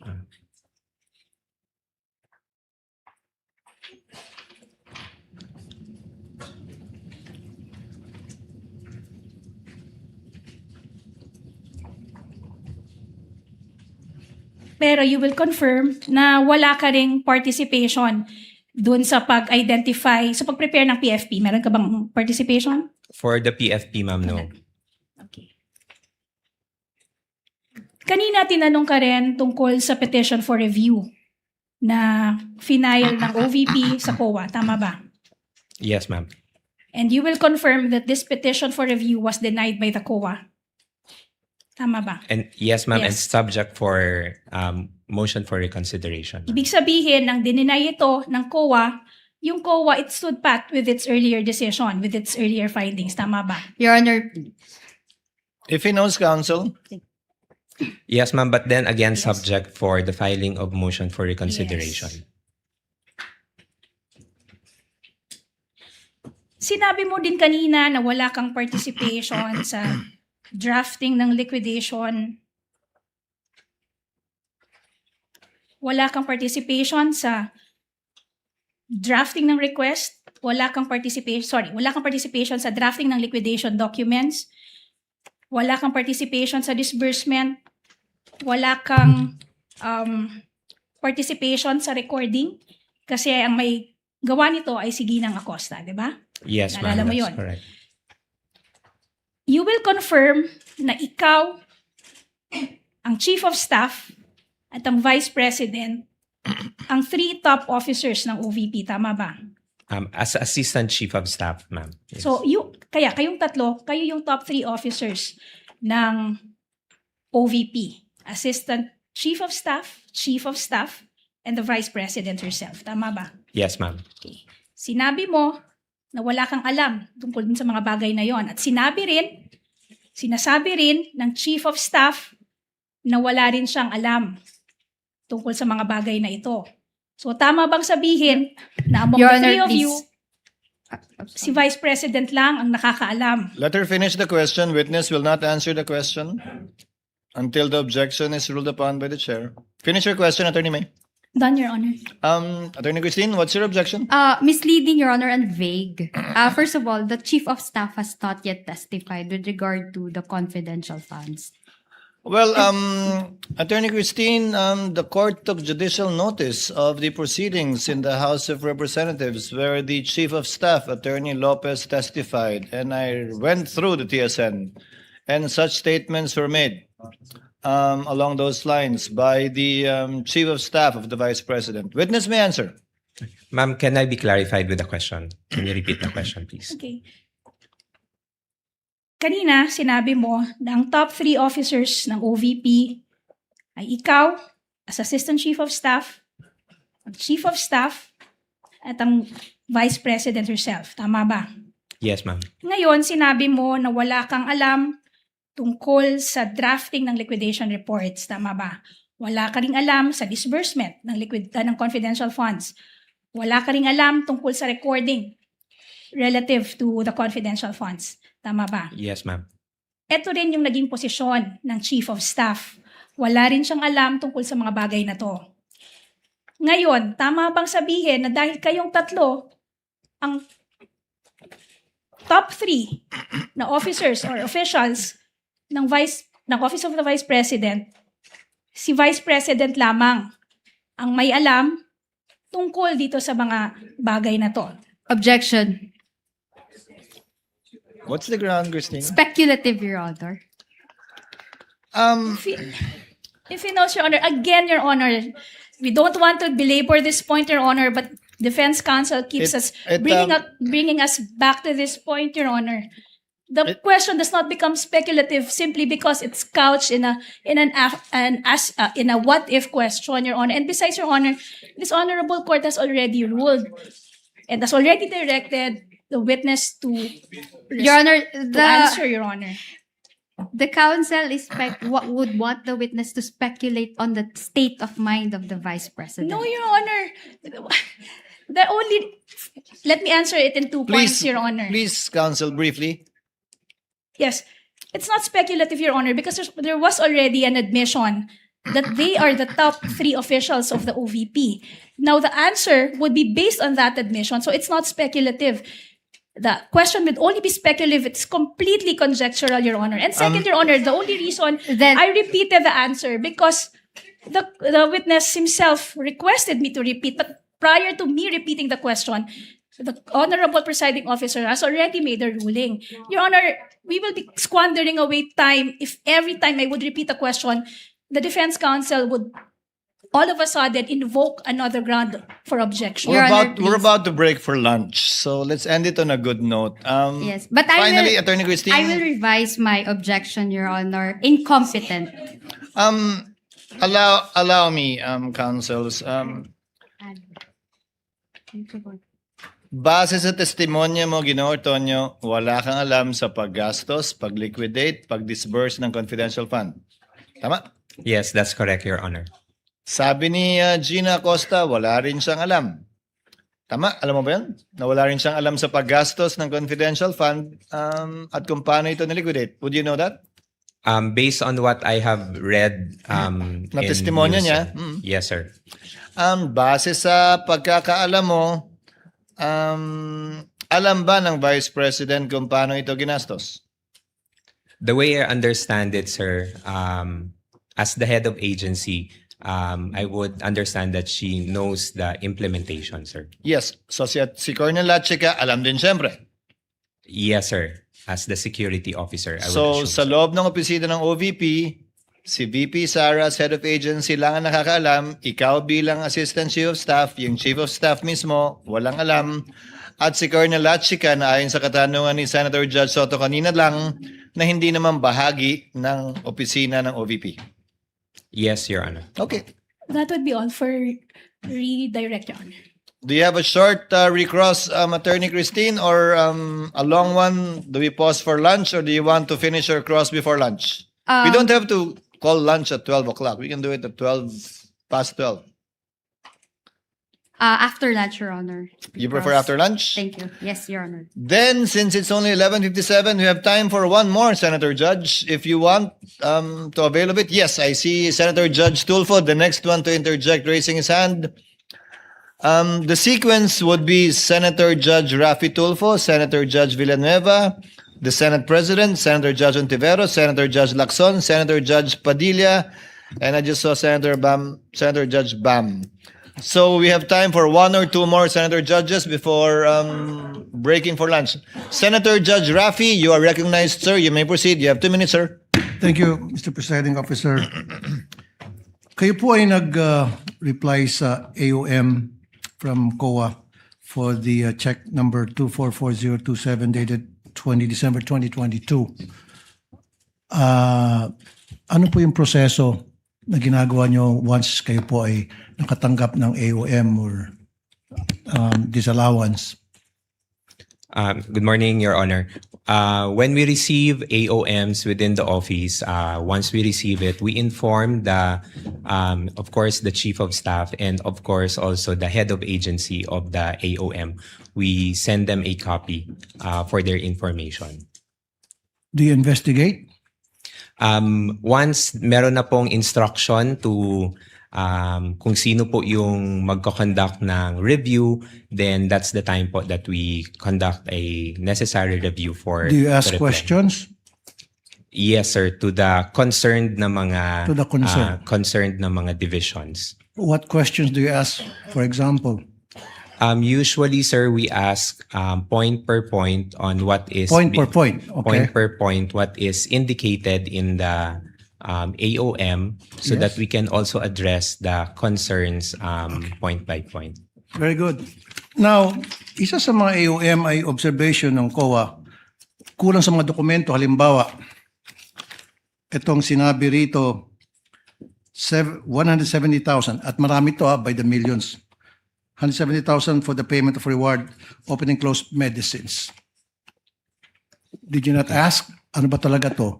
Anong klaseng medicine ang binili? Kasi ang pagkakalam ko, meron kayong pera from confidential funds, binigyan nyo doon sa informant para siya nang bumili ng medisina. Yes, sir. Yun po Did you yung- ask kung anong medisina binili para sa medisina bibili nung informant, yung pera? When the time na nag-consult po ako with the security officer, sir, I did not ask anymore on the specifics, but I asked on paano po yung naging process nila in terms of noong pag-release ng funds for the informants or for the agents. Sir, you are a very highly educated person from prestigious schools. Come on, it doesn't make sense. It defies logic. Tatanungin mo dapat to protect Sara kasi very close ka kay Sara. Teka muna, anong klaseng mga medisina binili? Nasaan yung reseta? Kasi mali mo, baka namin hindi binili ng medisina, baka binili ng drugs, whatever, baka may nagbulsa ng pera. Dapat, yun kasi yung kailangan ng, COA, di ba? Resibo. At the time po, sir, when I consulted with the security officer, sir, I was not able to ask anymore on Why the not? details, sir. It's part of your job. In fact, pumirma ka eh. dun sa pag-reply mo sa AOM? I asked sir So kung ano pumirma yung ka process. nakapikit? Yes, sir. No sir, hindi naman po na nakapikit sir because nagtanong naman po ako sa security officer namin sir on how it was released or implemented on the ground. So kung ano po yung nabigay na information sir, yun po yung nailagay ko sa pag-draft po ng reply to the AOM. Hindi mo rin tinanong bakit pare-pareho yung signature sa different names ayon sa NBI, forensic, tapos pare-pareho yung handwriting sa different names, parang isang tao lang nag-fill up, meron pa nga walang signature at nag-receive ng by the hundreds of thousands each. Sir, You didn't ask? Bakit mo tinanong, hindi mo tinanong, bakit pusa, bakit ito si Pagong, pinagtatawanan tayo ng tao, etc. Why? Did you not ask? Sir, at the time, sir, hindi ko po nakita yung mga acknowledgement receipts, sir. I was only made aware of the acknowledgement receipt, sir, when it was already shown during the HOR na mga hearings, sir. Hindi kasi pag nagtanong ng attachment, then di ba sabi mo you ask questions point by point, you investigate, then kinuha mo sana yung mga dokumento and then pinakita sa iyo and then nagtanong ka point by point like you said. And then you are a very educated person. You should have asked a lot of questions to satisfy dun sa request ng COA. Sir, I Kasi did not- tulad yan, pusa, Pagong. Imposible hindi mo nakita yan. Tapos pare-pare yung pirma sa isang same handwritings para sa napakaraming pangalan at saka iisang pirma sa napakaraming pangalan according to the NBA forensic. You didn't ask? Sir, at the time po, sir, I did not see the acknowledgement receipts. Come po, on, sir. Like I said, napakatalino mong tao sa credentials mo. Dating professor, Ateneo, UP, di ba? And then, now, parang, sorry sir, parang nagmaang-maangang ka. Again, is it blind loyalty? Thank you po. Thank you, Mr. Presiding Officer. Are you going for lunch or the rostrum, Attorney? Senator Judge Joel. Okay. I thought you were headed towards lunch already. Senator Judge Villanueva, as the last Senator Judge to interject before we break for lunch. You have 2 minutes, sir. You may proceed.